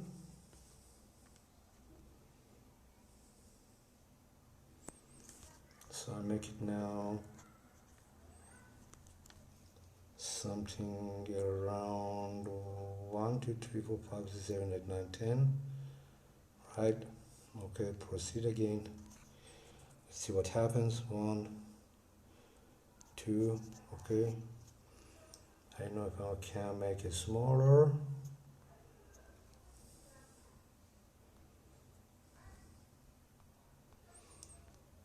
Or if I can move my stop, because I don't like any profit target, but doesn't matter if the market is around you. So our stop is now something here. 1, 2, 3, 4, 5, 6, 7, 8, 9, 10. Okay, our stop loss is now here. 1, 2, 3, 4, 5, 6, 8, 9, 10. All right, our stop loss still here. 2, 3, 4, 5, 6, 7, 8, 9, 10. All right. 1, and now we can move our stop a little bit higher. 1, our stop is here, right? 1, 2, 3, 4, 5, 6, 7, 8, 9. All right. That's because we had a profit target. Now, how it looks like if we don't set any profit target. We do so as in the next trade, we trail the stop loss already, but without no profit target, because profit target some way is giving you the profit for short term, but is limiting you from taking the bigger move or the bigger picture, right? The bigger profit. And it can be tremendously to have a big trend to take the big profit. So essentially is only entry, essentially is where you go in the market, but much more importantly, where is your stop loss. So we count back again, 1, 2, 3, 4, 5, 6, 7, 8, 9, 10. Then our stop is this time here. Now, before we go in the market, you have see I have calculated my stop. Where should I get in the market if the market is coming against me? Should I go in or shall I stay in? And we see what the market does the next day. The market rises up. I decide to buy.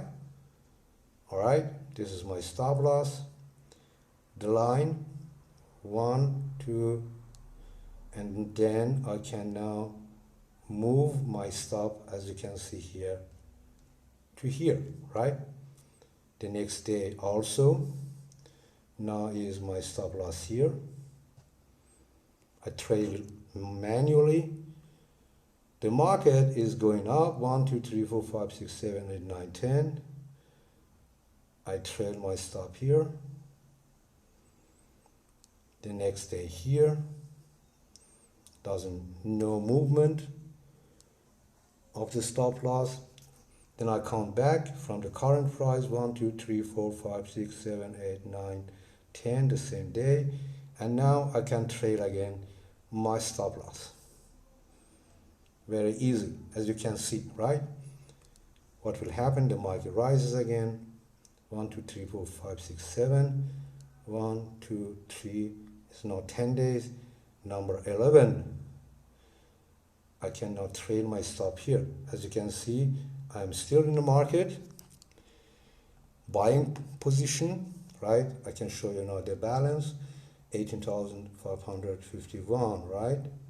Okay. Now we see here 1, 2, 3, 4, 5, 6, 8, 9, 10, and we move our stop here. Now for the first time, my stop loss is stop profit.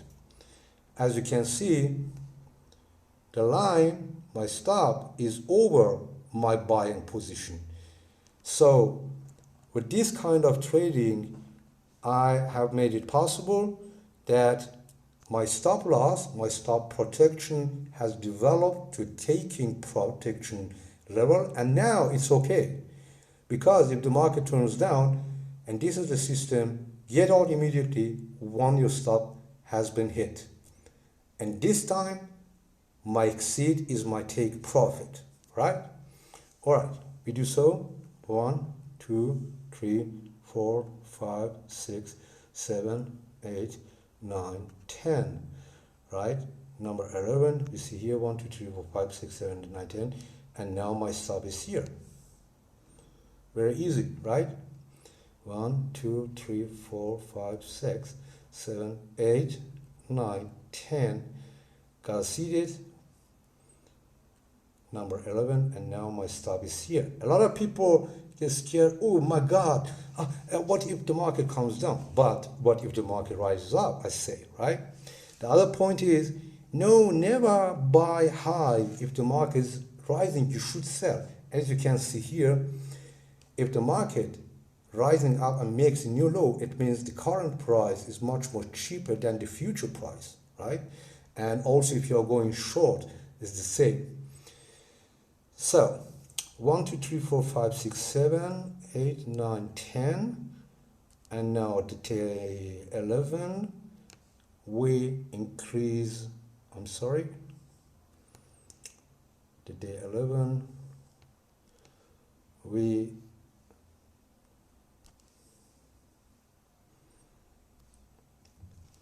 move here, 12, my stop is here, right?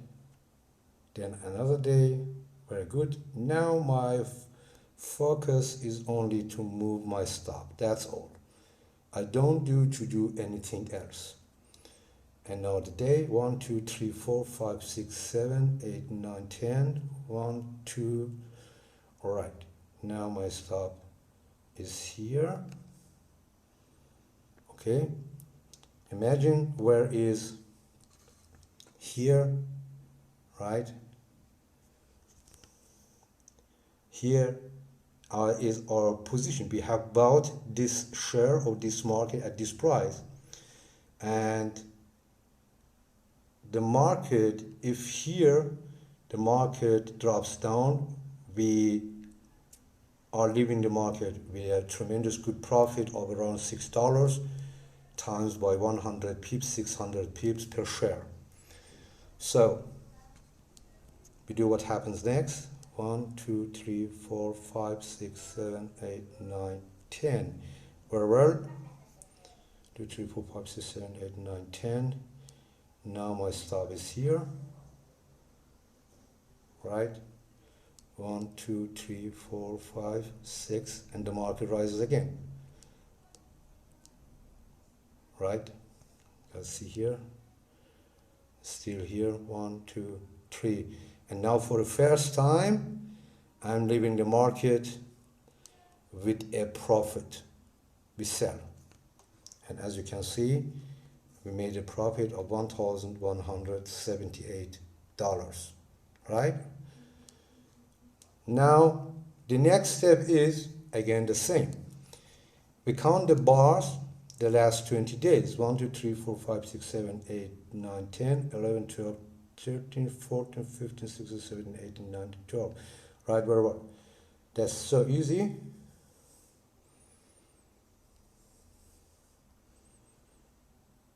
If the market goes over this price of $24, I buy again.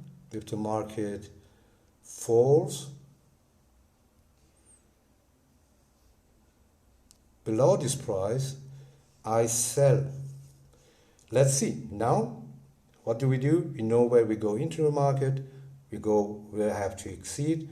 We know where we have to buy. We know where we have to sell. And now, important is patient. Don't act too quickly. Yes, the market falls again, and now it's a short signal, always with the same disciplined amount. This one. Where is my stop loss? The last 10 days, of course.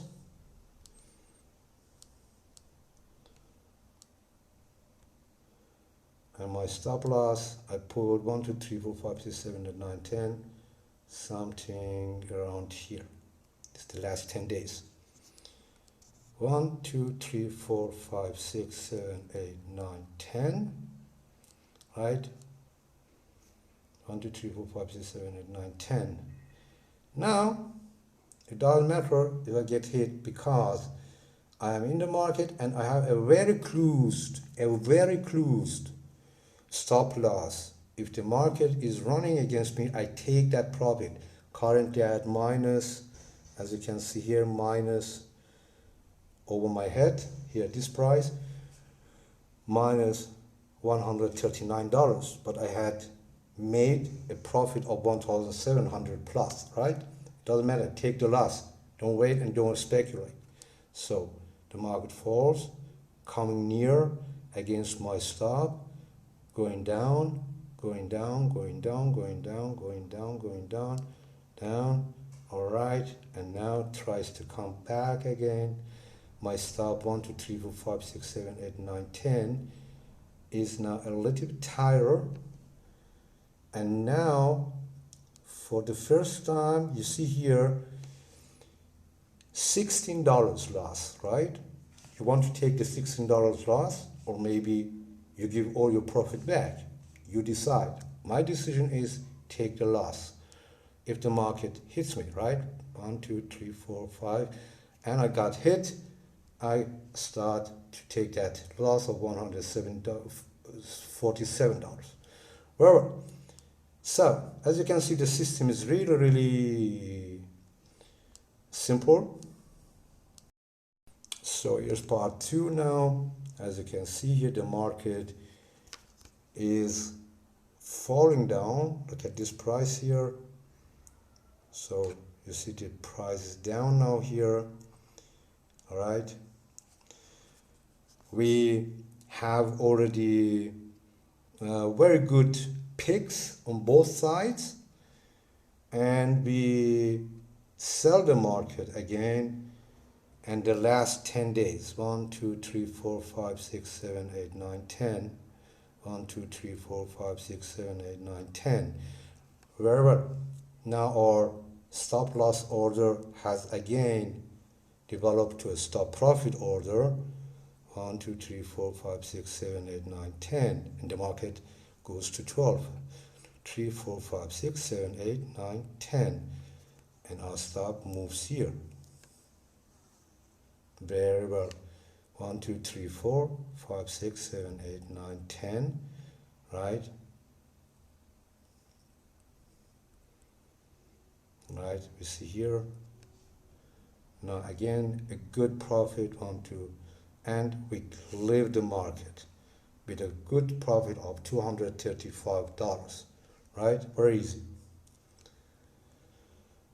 So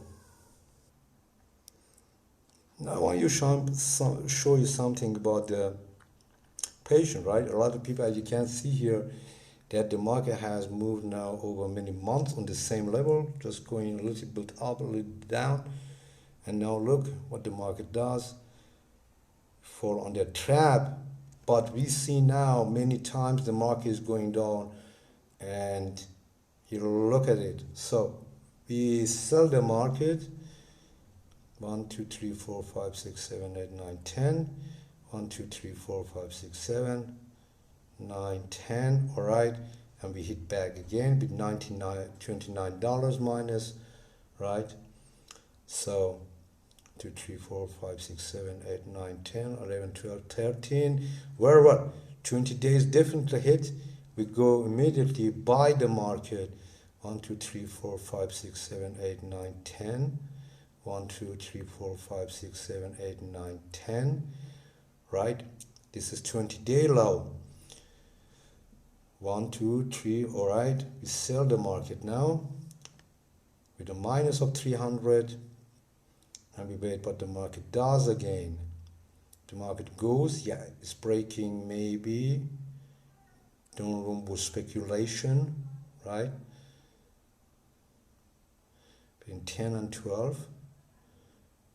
11 and 12, you see many days the market moved.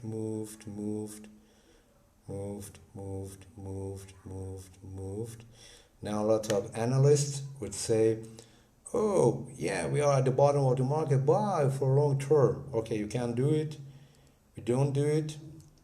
But we have now a clear signal to buy the market up from here, from around 12, 18, I guess. So, see, the market is moving down and high. Now we are using the second part of the system for longer term. It's about 100 days in, and the last 50 days is taking profit or taking loss. 4, 5 days, 6, 7, 8, 9, 10. 1, 2, 3, 4, 5, 6, 7, 8, 9, 12. 1, 2, 3, 4, 5, 6, 7, 8, 9, 10. 1, 2, 3, 4, 5, 6, 7, 8, 9, 10. Now 50 days, we are still in profit. All right, so we go out here, right? This is our stop loss. 1, 2, 3, 4, 5, 6, 7, 8, 9, 10. 1, 2, 3, 4, 5, 6, 7, 8, 9, 10. 1, 2, 3, 4, 5, 6, 7, 8, 9, 10. I need 1, 2, 3, 4, 5, 6, 7, 8, 9, 10.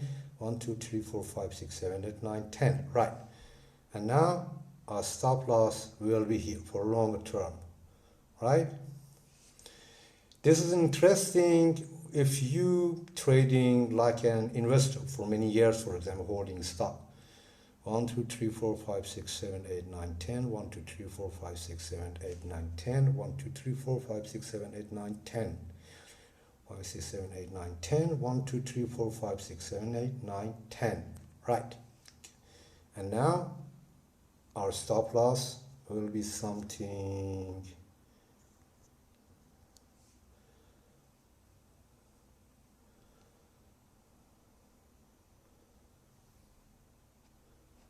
right.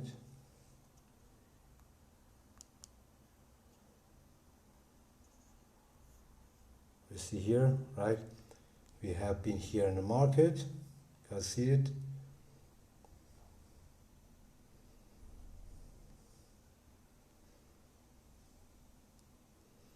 So we are here in the market and the market rises up to that level, right?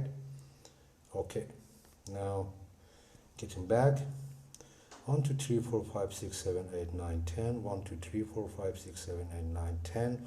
3, 4, 5, 6, 7, 8, 9, 10. And now we got hit here, right? And we sell the market. So this is the longer term, right? And now we do so what the market is developing. On the same time, the market has made a new highest high of all time, and that's a good signal, a good breakdown, and therefore we go again in the market. 1, 2, 3, 4, 5, 6, 7, 8, 9, 10. 1, 2, 3, 4, 5, 6, 7, 8, 9, 10. 1, 2, 3, 4, 5, 6, 7, 8, 9, 10. 1, 2, 3, 4, 5, 6, 7, 8, 9, 10. 40. 1, 2, 3, 4, 5, 6, 7, 8, 9, 10. Right.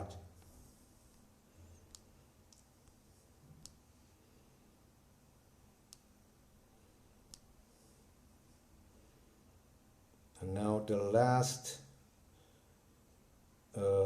yeah, I think here was it.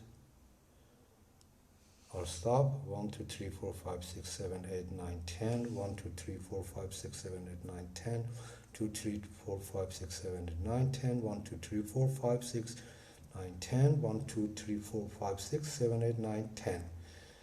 And as you can see, the stop is now here, right? 2, 3, 4, 5, 6, 7, 8, 9, 10. 1, 2, 3, 4, 5, 6, 7, 8, 9, 10. Now in this case, we have very big movements.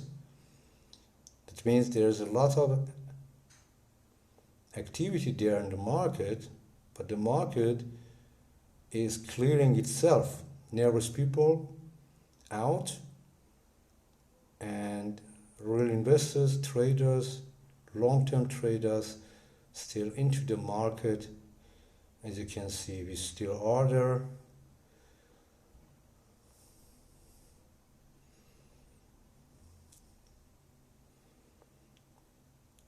And this kind I used, that's a demonstration of my trades. I used already 300, 100 setup. 300 for entry and 100 last days exit. And see the NVIDIA stock jumped and jumped and jumped and jumped. I see good movement here. I see from around, I think something around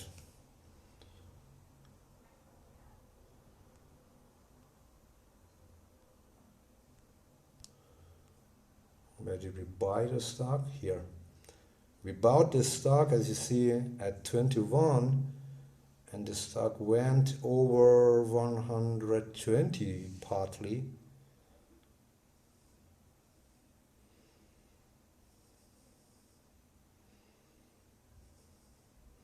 My stop loss is now at 90.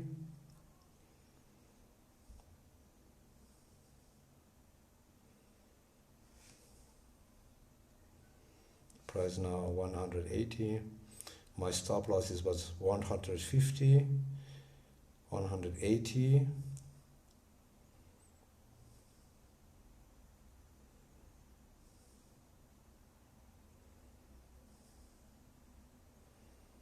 See how it turned my capital from 18,000 to now over 40,000 over 2 years, just one stock, right? So this system is working very well, and it worked all the time. You guys see it, right? See, it was 2018. So now over 240, 70.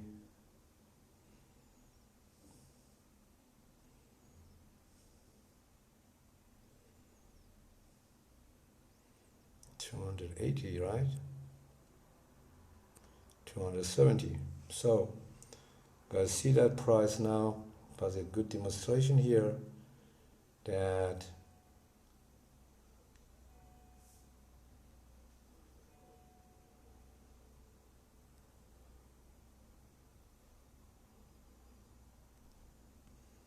see back here.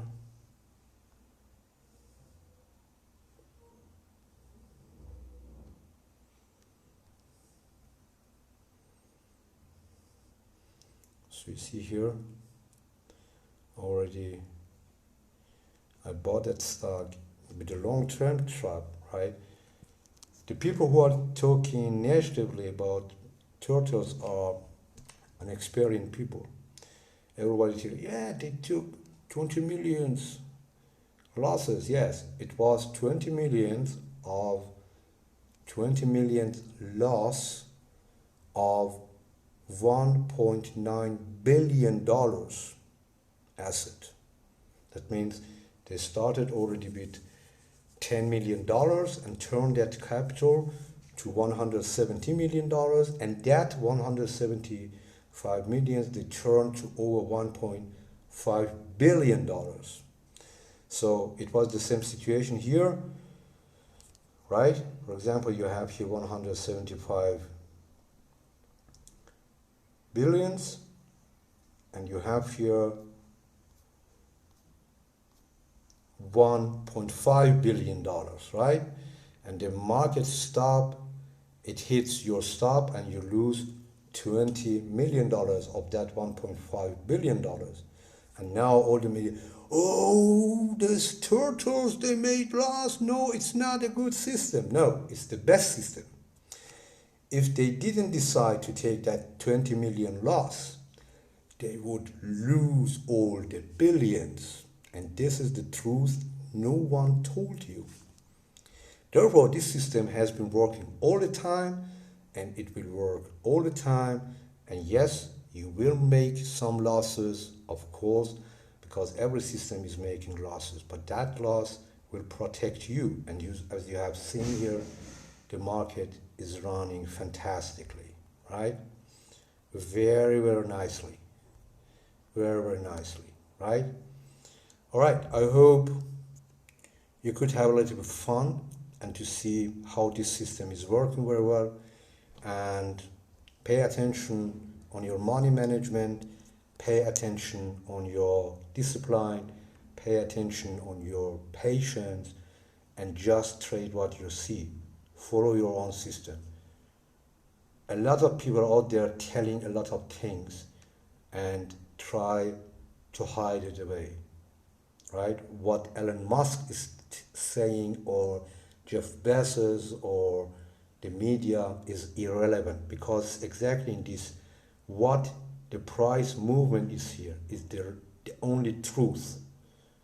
And all this around noises are already in this price, and you have to trade the price if you want to be successful. So as you can see here, we have made a tremendous good profit of about $24,000, right? And have a good time. Taught us all their trading methods, and then gave us money to go out and trade. And back then it was just the commodity futures markets.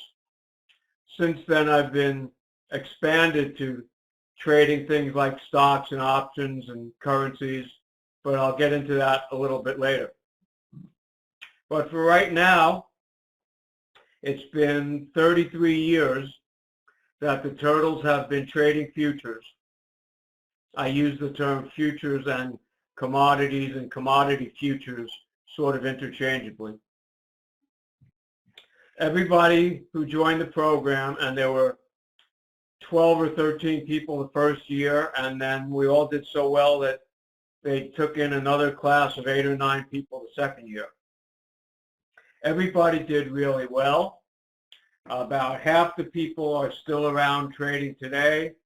Some have retired, some have gone to do other things. I'm one of about 8 or 9 turtles that are still trading and still managing public money for other people, still teaching. I teach seminars, I teach webinars every now and then, of which this is the first one this year. Obviously, the last time I did one was last April, I think.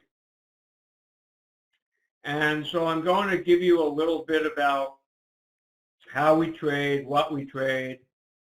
Hopefully, you'll get excited about it to want to follow my methods. And we'll talk some more later about how you can do that.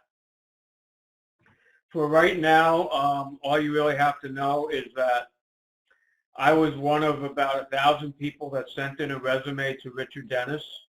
I didn't really even know who he was. I had very limited experience trading.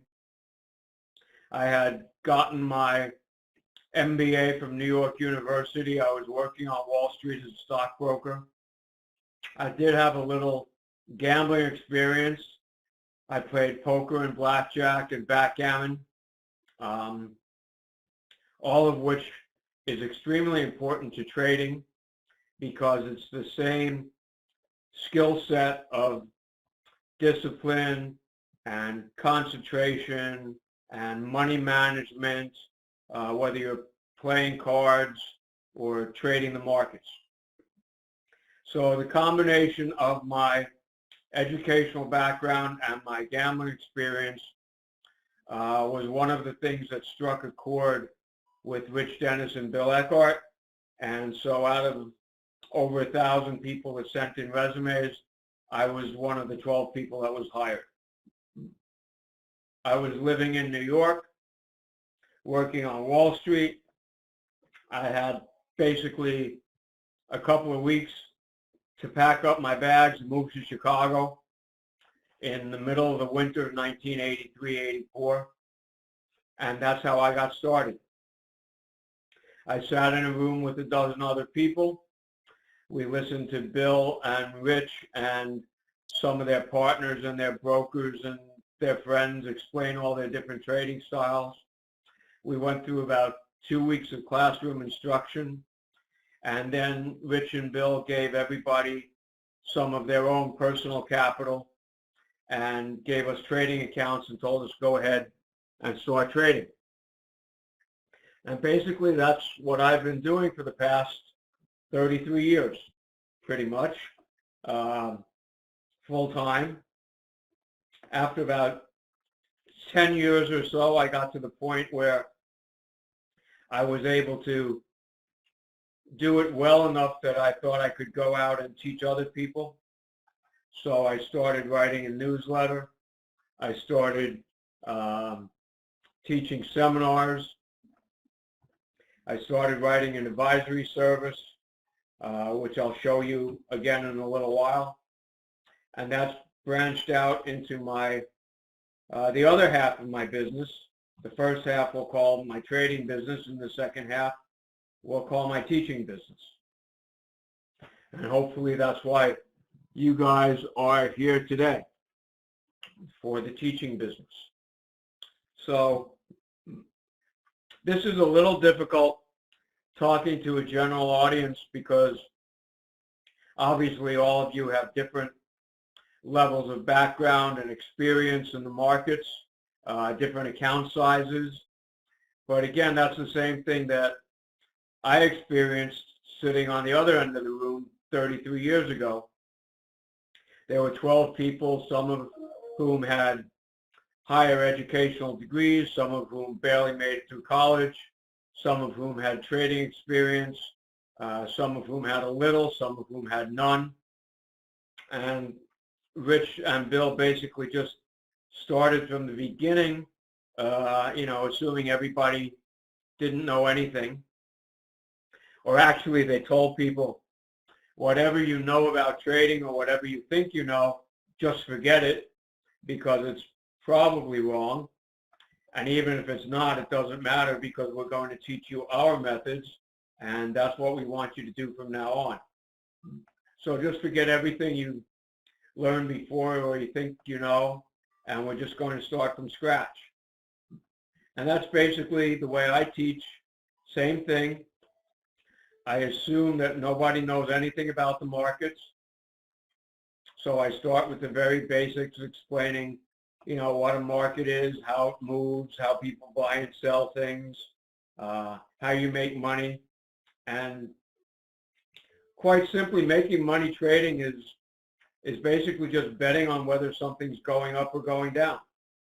If you think it's going up, you buy, and if it goes up, you make money, and if it goes down, you're wrong and you lose money. If you think something's going down, you sell short, and if it goes down and you're right, you make money, and if it goes up, you're wrong, you lose money.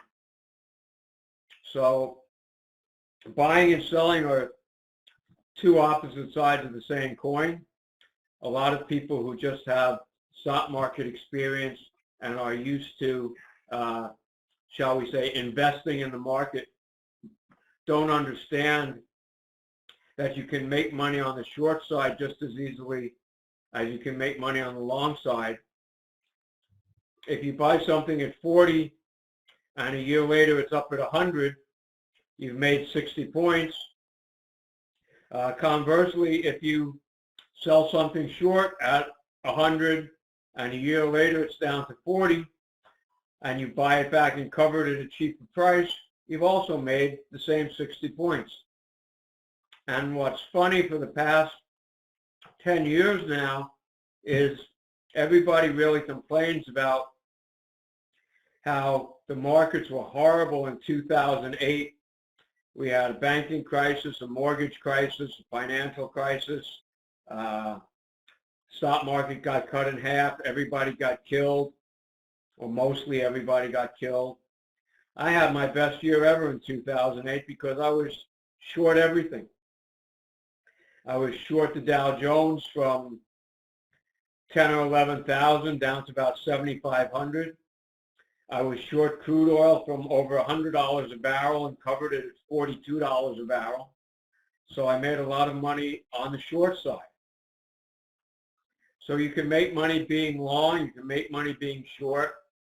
Markets go up and down all the time. And the trick, I guess if you want to call it, is just to know when markets are going to go up and when markets are going to go down, and whether you should buy or sell them appropriately. Now, the way we were taught to trade, which I think is a lot better than anything else,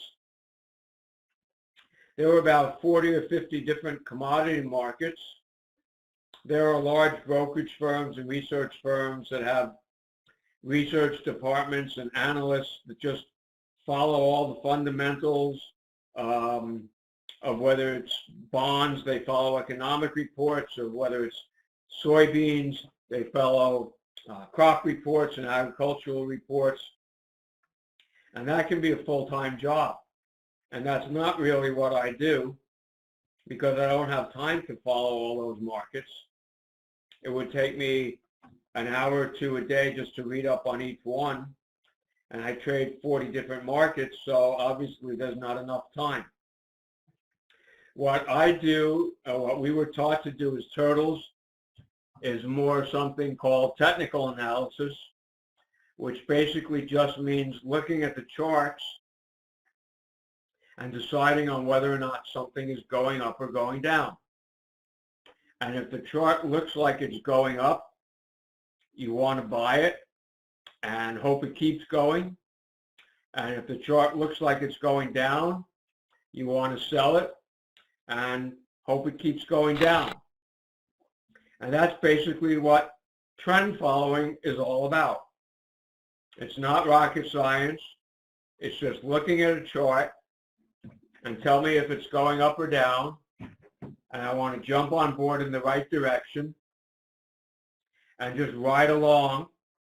I have no idea if a trade is going to work or not, how far it's going to go up, if or when it's going to turn around, how much of a profit I'm going to make or how much of a loss. You should be able to see a lumber chart right now. Every one of these bars on the chart is a daily bar. So it's a daily bar chart. That's what we trade off.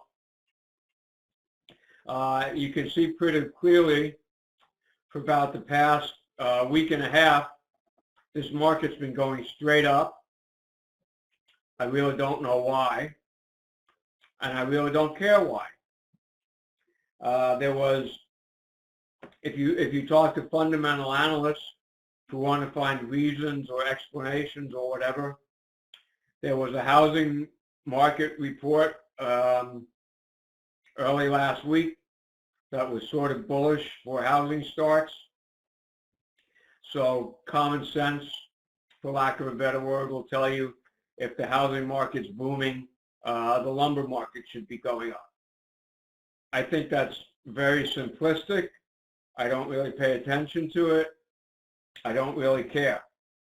All I care about is looking at this chart, noticing that it's going up, and after it's gone up for a certain amount of time, a certain number of days, or a certain number of points, I decide that the upward trend is potentially valid. So I enter a buy order and I get into the market and I get on board. Once again, not knowing if I'm going to be right or not. But the trick to trading is when you trade this way, you get on board, and if you're right, you could get huge trends. You hold on for as long as possible, make a lot of money. And if you're wrong, you have money management rules in place to tell you when to cut your losses if you start losing money.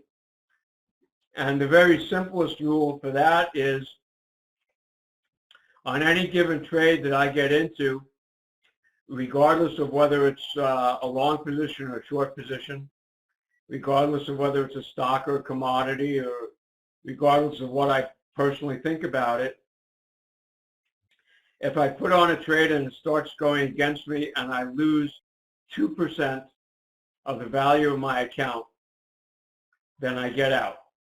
That's my money management hard stop, 2%, and I cut my losses and I get out and I say, okay, I guess I was wrong. Looking at this lumber chart, we have entry and exit rules based on a chart pattern of when to get in and when to get out. The simplest entry rule is we want to buy something when it goes higher than the highest high of the past X number of days. In this case, we'll say 20 days.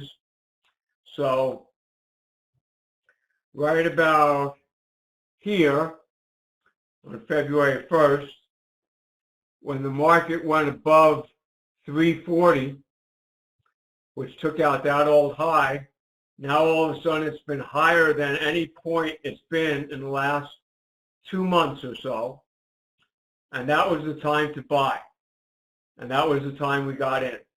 So I bought it on February 1st, bought lumber, told all my advisory subscriber clients to buy lumber, immediately calculated how much of a 2% loss I would have to take, how far it would have to go down, probably somewhere down around there, and then I would be wrong.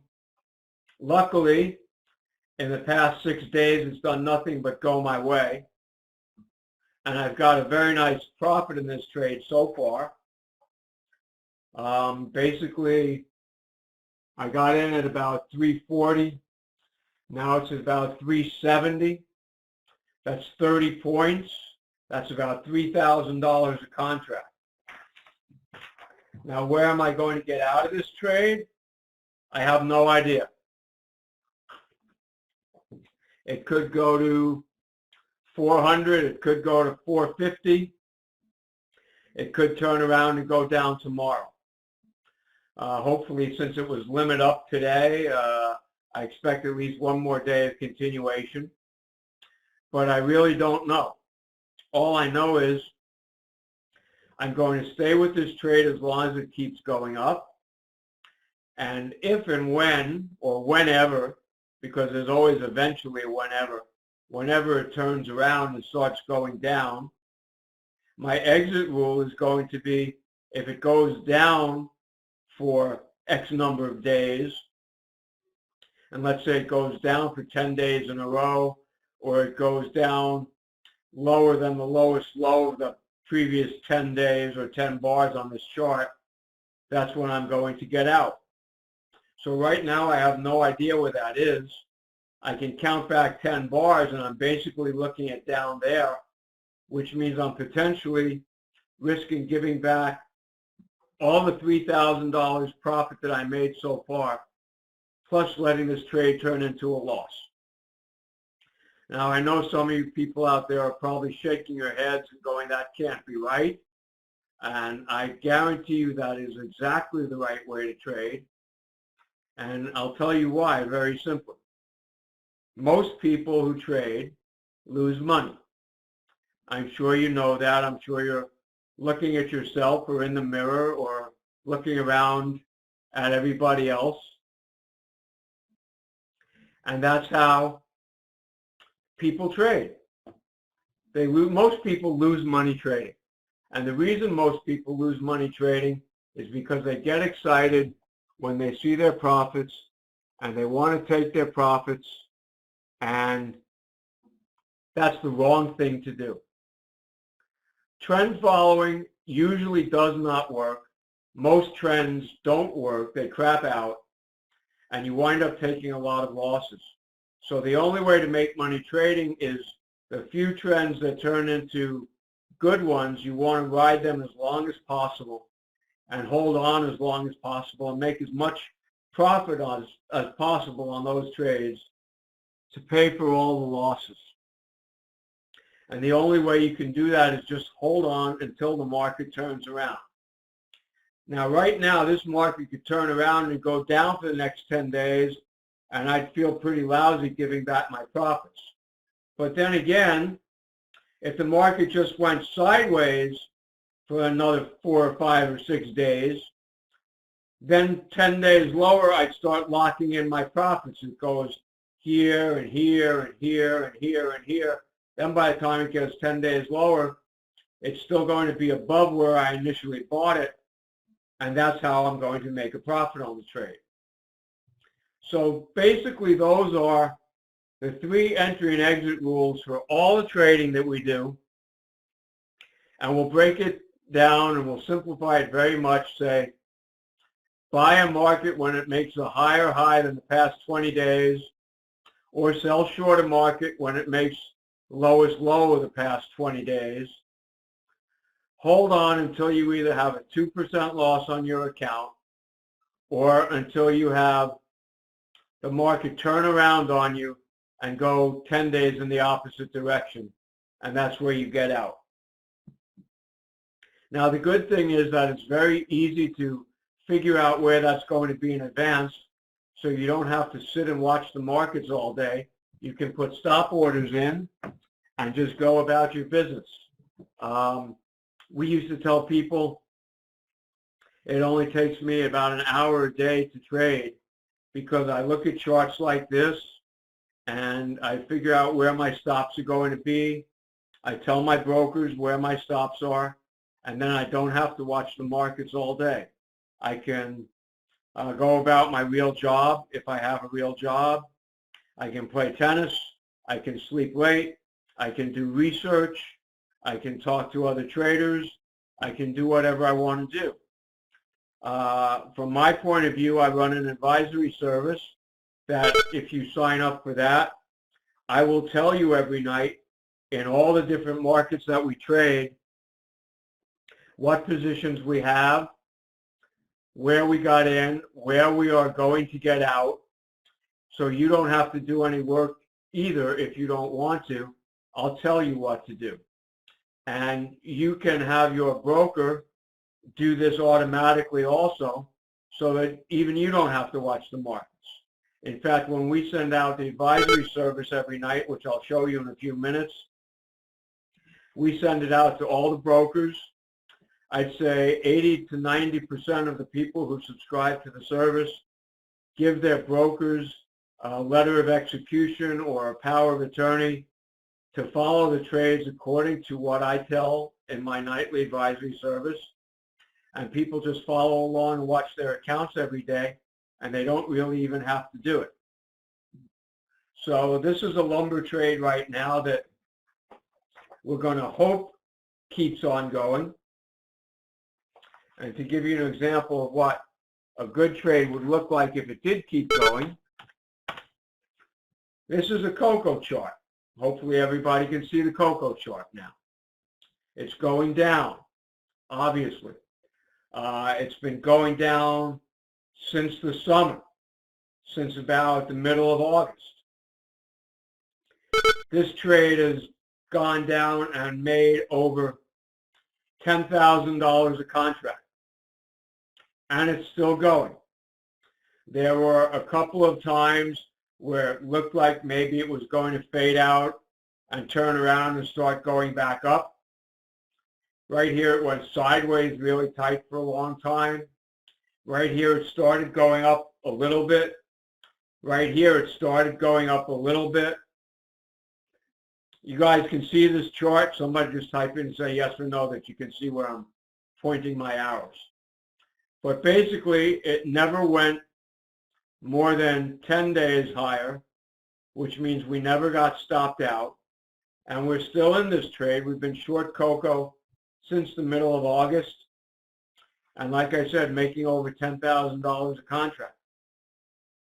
So if you have a trading system where you're going to make potentially $10,000 or even $5,000 on a few good trades, and let's say you're going to lose 2% or $2,000 every time you're wrong, you don't have to have that many winners. You can have more losers than winners and still wind up making money. And that's exactly what trend following is, and that's exactly what turtle trading is. And it's really, really hard psychologically for most people who want the positive feedback and the justification of saying I was right. But, you know, you got to get, we were taught this very early, you've got to get used to losing. You've got to get used to losing more often than winning. It gets depressing sometimes. I can go for 3, 4, 5 days in a row. I can go for 2, 3, 4 months in a row of net losing days and not get discouraged because I know I'm going to have something like this cocoa chart come along every now and then, and that's going to pay for all the little losses that I take. So that's why most people lose money trading. They don't have the discipline or the intestinal fortitude to stick with a system that disappoints them most of the time and loses money most of the time. And the 10 or 20% of the people that can do that, they're the ones that are going to make all the profits at the expense of the 80 or 90% of the people that can't do that. So there's no secret to it, really. It's just knowing the rules, like I said, buy or sell when it goes 20 days higher or lower, exit when you lose 2% of your money, or else stick with the trade until it turns around and goes 10 days against you.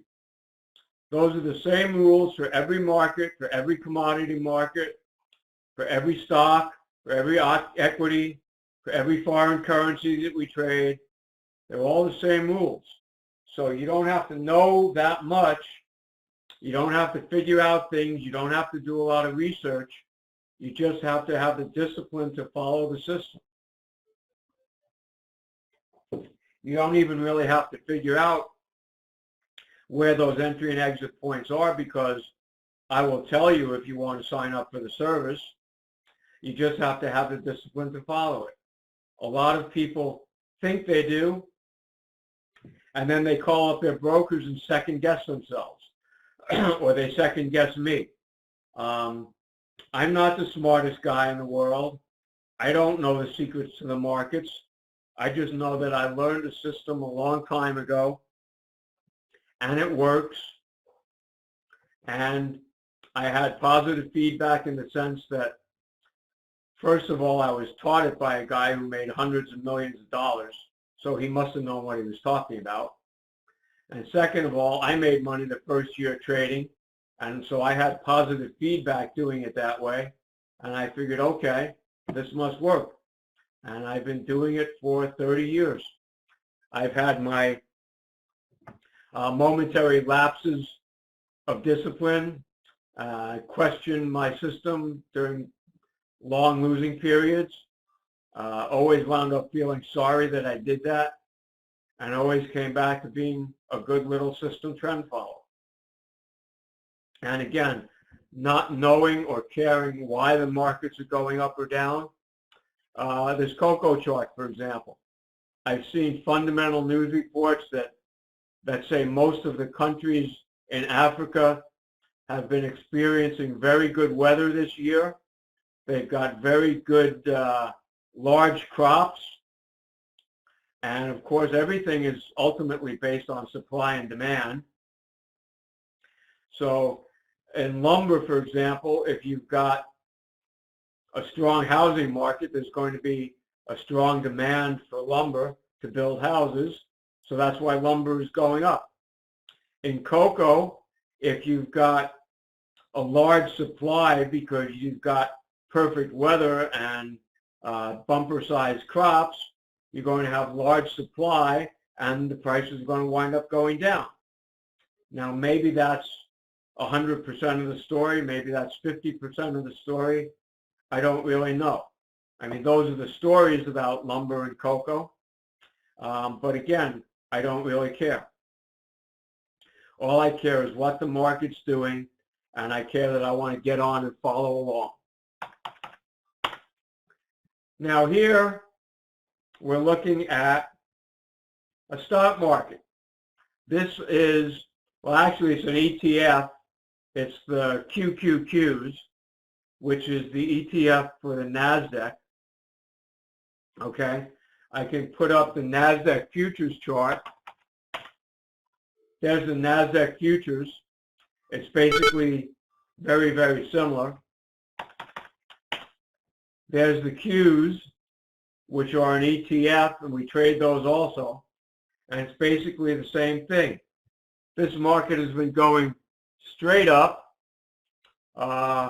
pretty much since the election. You know, whether or not Donald Trump as president is going to be good for the stock market. Apparently the stock market, or most people on Wall Street, think so because he's business oriented. He talks about doing away with a lot of regulations. He wants to make America great again.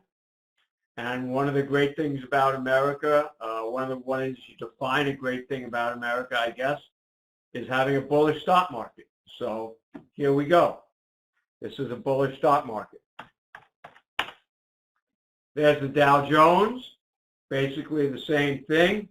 Look where it started. Right there, November 7th. That was election day. And it's been just shooting up ever since.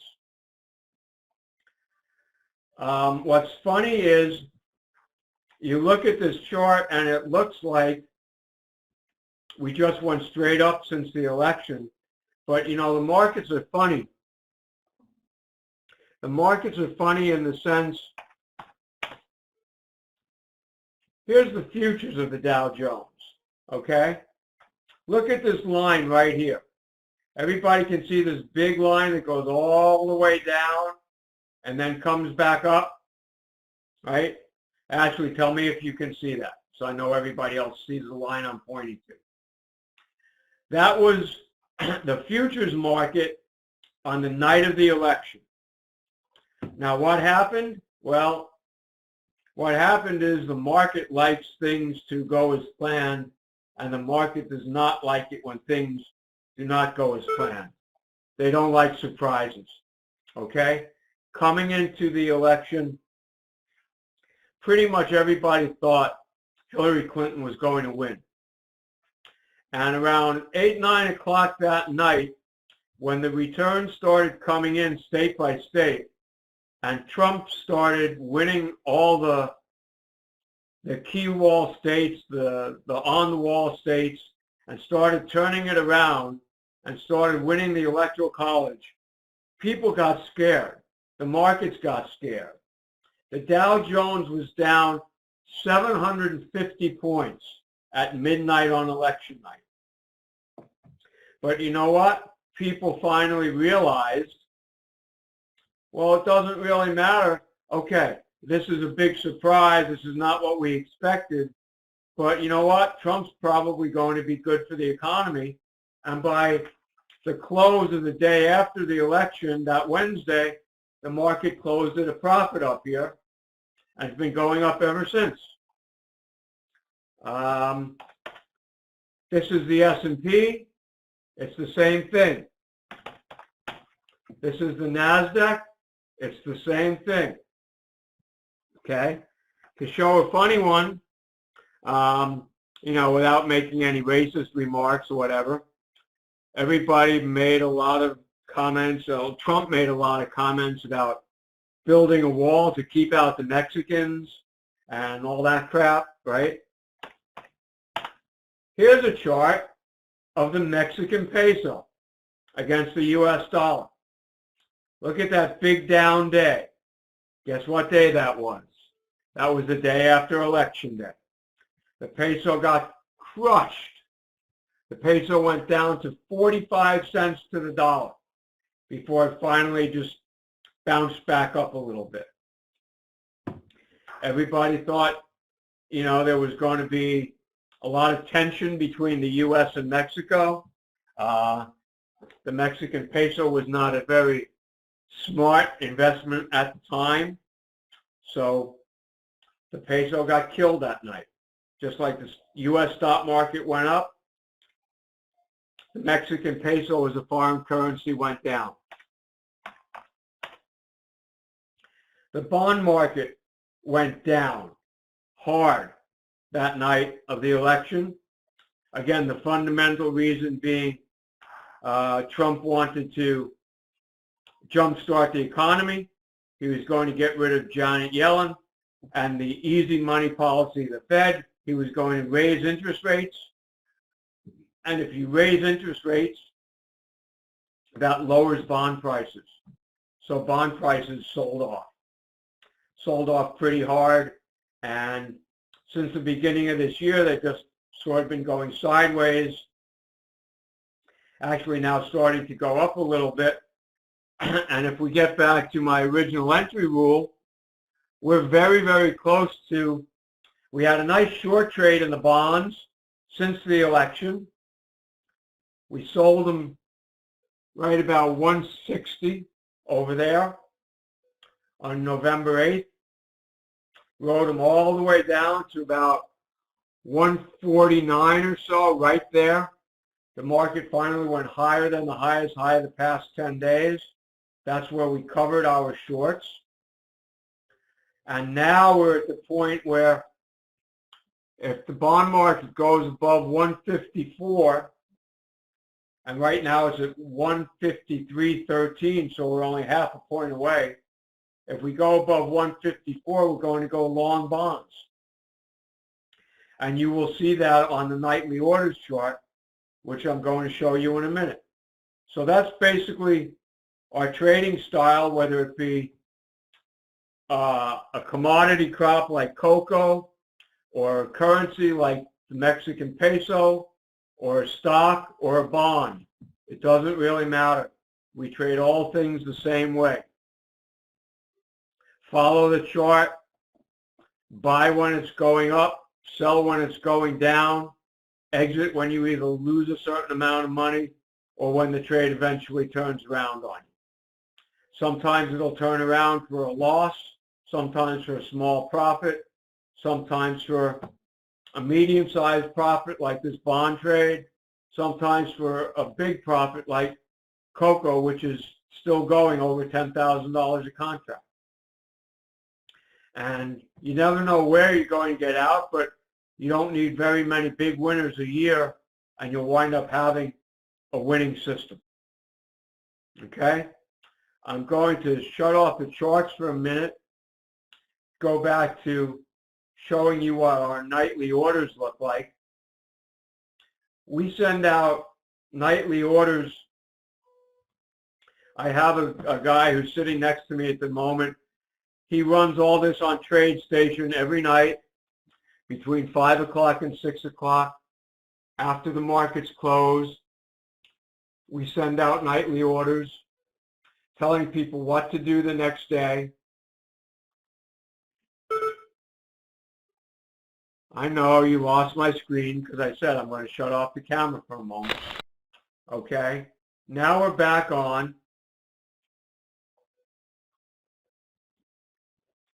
And you should be able to see an order sheet. It says orders for February 9th, which is tomorrow, which literally Steve just printed out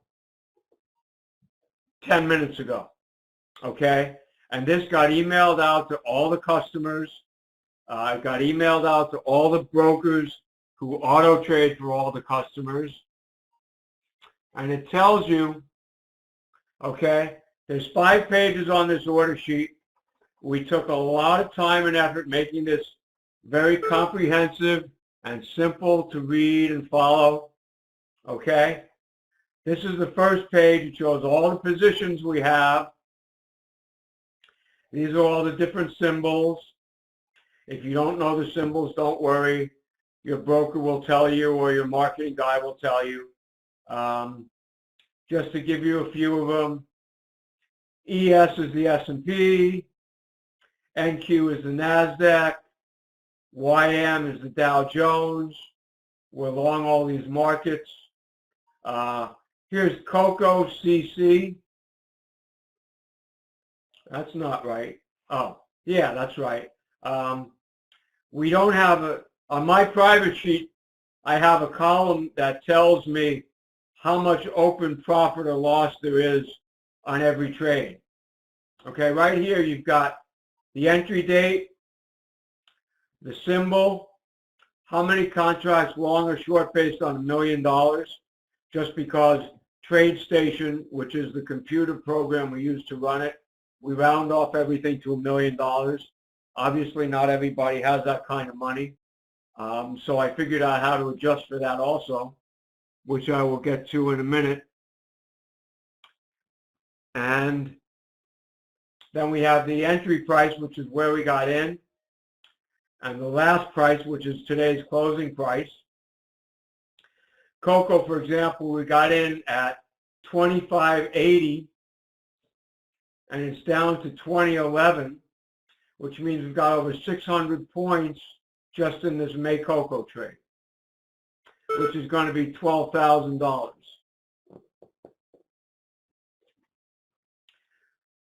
I know I can't send this sheet out to people because the NFA gives me a hard time about it.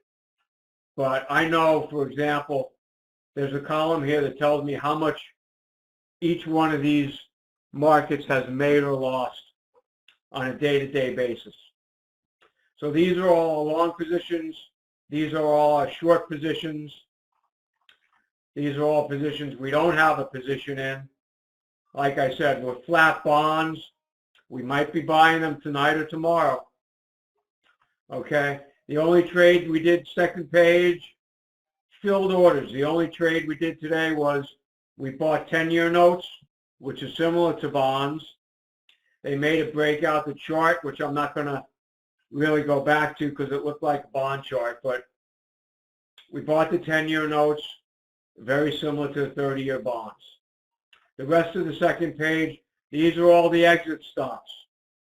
All of these stops correspond to the open positions on the first page. All these markets that were short, bean oil, cocoa, dollar index, this is where we're going to buy to cover. This is the price. It's either going to be a 2% loss, or it's going to be when the market turns around and goes 10 days against you. Some of these have locked in profits. Some of these still have money at risk.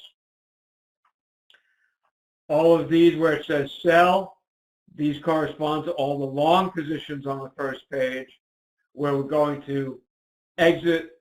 If they turn around and go down, this is the price we're going to sell them at. Okay? Page 3 and 4, these are all the markets that were currently flat. We have potential buy signals when they're going to go higher than the highest high of the past 20 days.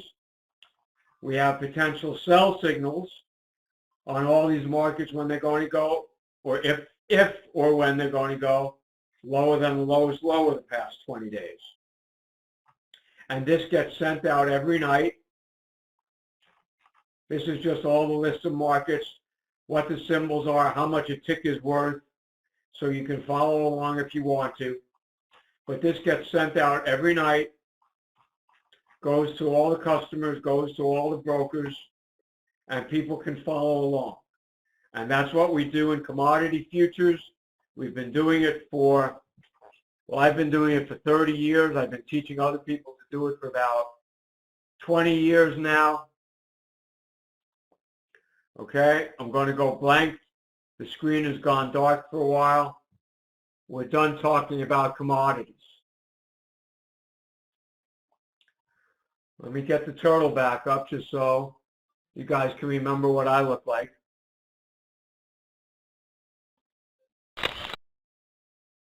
Okay, there I am. I haven't changed in the last 45 minutes. About 10 years ago, somebody came to me and said, you know, foreign currency futures are all the rage. Why don't you develop a turtle system that's based on Forex or foreign currencies? And I had been trading foreign currency futures markets like the Swiss franc, the Mexican peso, which I showed you before, the Japanese yen. I'd been trading all those for a long, long time. And so it was very easy for me to come up with a turtle-based system based on Forex, foreign currencies. A little bit of the rules are different because foreign currency markets are cash markets which trade 24 hours a day. So the entry and exit rules are slightly different. But the basic premise is the same. Be a trend follower. Don't worry about what Prime Minister Abe in Japan or Prime Minister Merkel in Germany is doing or saying or anything else. Just look at the chart, follow the trend. If it's going up, you want to buy. If it's going down, you want to sell. And that's all you want to do. Okay? There are about 8 different currency pairs that we trade. And I have a chart. Here are the different currency markets we trade. The pound, the euro, the Swiss, the yen, the New Zealand dollar, the Aussie dollar, the Canadian dollar. All right, if I wanted to look at a chart, for example, here's a chart of the New Zealand dollar. It's been choppy most of the year, but recently it's been going up. We've been long for about a couple of weeks now, since right about the beginning of the year, I'd say. We've got a small profit in the trade. Whether or not it's going to keep going, it's at 72 cents to the dollar. It could keep going up to 80 cents or 90 cents, or it could turn around and knock us out for a loss any time now. Again, we don't know. We have the exact same rules. We just follow along. Same thing. Okay? We have a separate system. We have a separate nightly order sheet for the Forex markets. It looks very similar to what I had up a minute ago for the commodity futures. It gives you a list of all the positions, where we got in, where we're at right now, where our stops are to get out, where our possible new entries are for markets that were flat. And it's basically the same thing. It's a different program, it's a different system, but it's based on the same turtle concepts. Okay? Now, we have another program. Again, just because I've been doing this for a long time and I developed things over the years, I'm not great at doing research, but I'm good at hiring people who know how to do research. Somebody came to me a couple of years ago and said, you know, a lot of people like to trade options. Why don't you develop something for options? And options was always something very difficult for me. Richard Dennis never taught us about commodity options. He felt they were too difficult. They were illiquid back when we first started trading. But options have gotten a lot more liquid in the past few years, especially options on commodities and options on ETFs. We're back to looking at a chart of the QQQ, which is the ETF for the NASDAQ stock index, which we're long. And we developed, or actually somebody developed, an options trading system, which we call Turtle Options. And it's basically the same thing. And to give you a real 30-second explanation of what Turtle Options is, we look at the charts, we look at an ETF. It's easier to do ETF because they're a lot more liquid than futures. So we look at an ETF chart, and if the market makes a higher high than the past 20 bars, we want to buy calls. And if the market makes a lower low than the past 20 bars, we want to buy puts, because we're betting on them going down. After that, we have the same basic rules. Get out if you lose X percent of your money. Get out if you lose 2% of your account, or get out if the value of the option gets cut in half because there is some time deterioration, or else just hold on and hope it turns into a big profit. And once it doubles, if we get that lucky, then start getting out when it looks to turn around. So that's how we trade turtle options. Buy calls or buy puts if the market's going up or down. That's how we trade foreign currencies, turtle forex. We buy the currency futures pair. If it's going up, we sell the currency futures pair if it's going down. Same exact rules as the commodity system, which is my bread and butter from 33 years ago.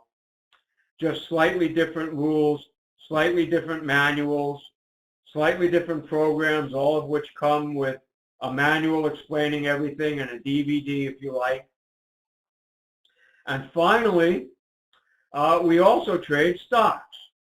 One of my programmers about 15 years ago developed a program called the Balanced Trader.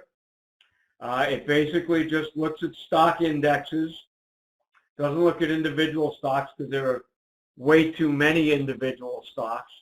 You know, I look at 40 different futures markets. I look at 30 or 40 option ETFs. I look at maybe 10 foreign currency pairs.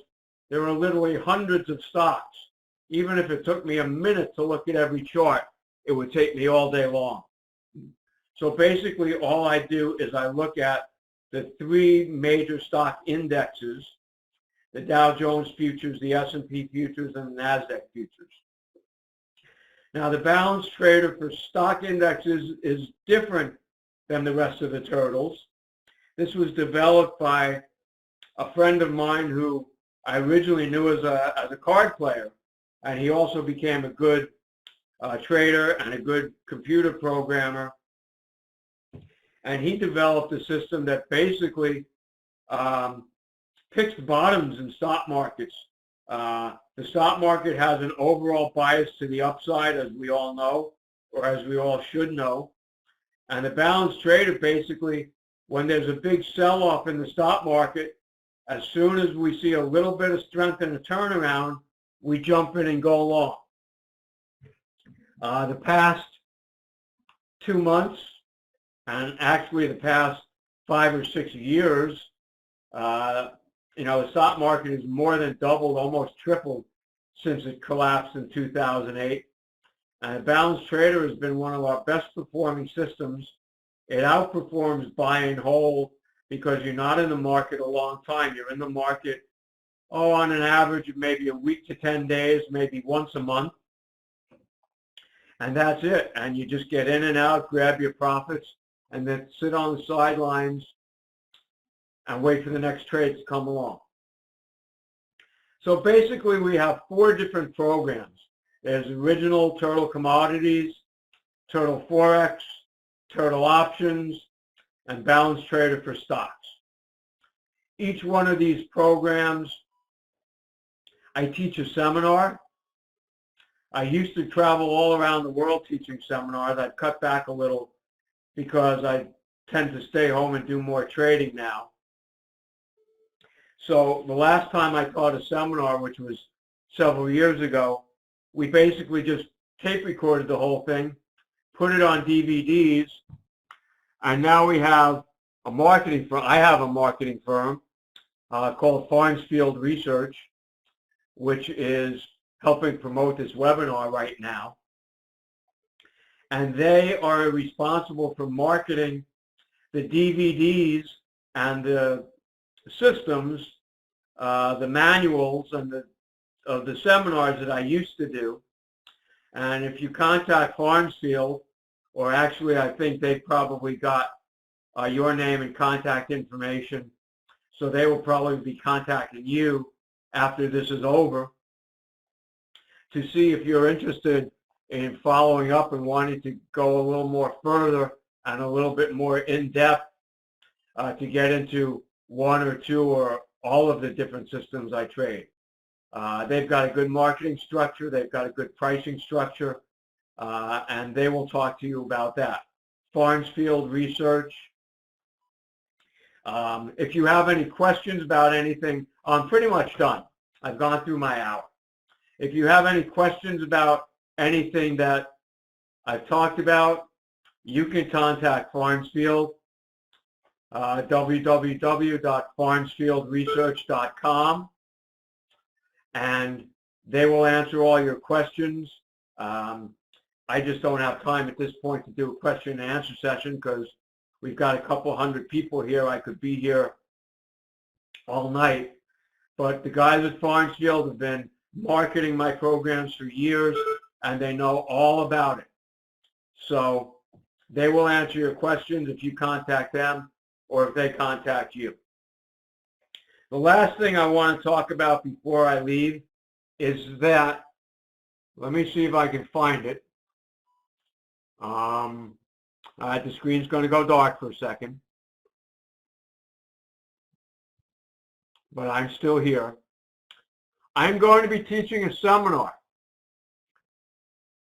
next month in Los Angeles. I'm going to be teaching a seminar. It's called the Final Turtle Tour. I think that's a cute name for it. Well, I can't get the website up at the moment, but again, Farnsfield will tell you about this. I'm getting old, believe it or not. I'm not going to tell you how old I am. I've been doing this for 33 years, so that'll give you some idea. And I'm getting tired, and I just want to sit and trade and have a good time. But I haven't taught a seminar in about 7 or 8 years, I think. And I really want to do one big final seminar. It's called the Final Turtle Tour, just like Black Sabbath or the Eagles or the Rolling Stones, except this is going to be my one and only final tour. I'm not going to do another final tour next year. This is it. But here's the kicker. Because I used to always do seminars, I would do a commodity seminar, I would do a Forex seminar. I would do everything, different seminars at different times. Next month in Los Angeles, I am going to do a seminar, and I am going to spend the whole weekend talking about all 4 systems at once. I'm going to educate everybody on the commodities, the foreign currencies, the options, and the stock indexes. All 4 systems in one weekend. And that's going to be a hell of a seminar. I've never done that before, talking about so much stuff at one time. I'm getting excited about it. I think a lot of other people are getting excited about it. Farnsfield, again, Farnsfield Research is in charge of the promotion, and they're going to be signing people up. It's the weekend of March 17th, 18th, and 19th. It's going to be at one of the hotels at Los Angeles Airport. I'm going to fly out there, and I'm going to give you guys a big final farewell. Everything I've learned and figured out and done in the past 30 years, all crammed into 2.5 days, and that's going to be Russell Sand's Final Turtle Tour seminar. And if you're interested in that, again, Farnsfield Research, you can call them or they will call you about either one of my programs individually, about my seminar next month, about some kind of a package where you can buy 1 or 2 programs and attend the seminar, or maybe you can pay to attend the seminar and get 1 or 2 of the detailed package programs thrown in. I'll let them explain that all to you. They handle all the marketing. All I do is sit here and pick the trades. Okay? So, believe it or not, I'm about finished. I was told I had 1 hour to do this. It's exactly 6:30. I've been talking for exactly 1 hour. And guess what? I finished on time. So, I guess I still got the hang of this, about how to trade, about how to time myself, about everything else. I hope you guys enjoyed it. I thank you all very much for coming. Again, if you have questions, contact Farnsfield. They will answer your questions. If for some reason they don't have an answer, they will contact me and I will tell them and they will get back to you. So one way or the other, you guys will get covered. So thanks to Online Trading Central, thanks to Farnsfield Research, thanks to Kevin Driscoll, who just made a bunch of applause go across the screen. And I'm pretty much done. I'm waving goodbye, but you can't see me because there's no webcam. You can only hear my voice. So I'm done for the day. Once again, thank you all for coming. And it's time to say goodnight. I'm going to shut off the microphone now. Bye-bye.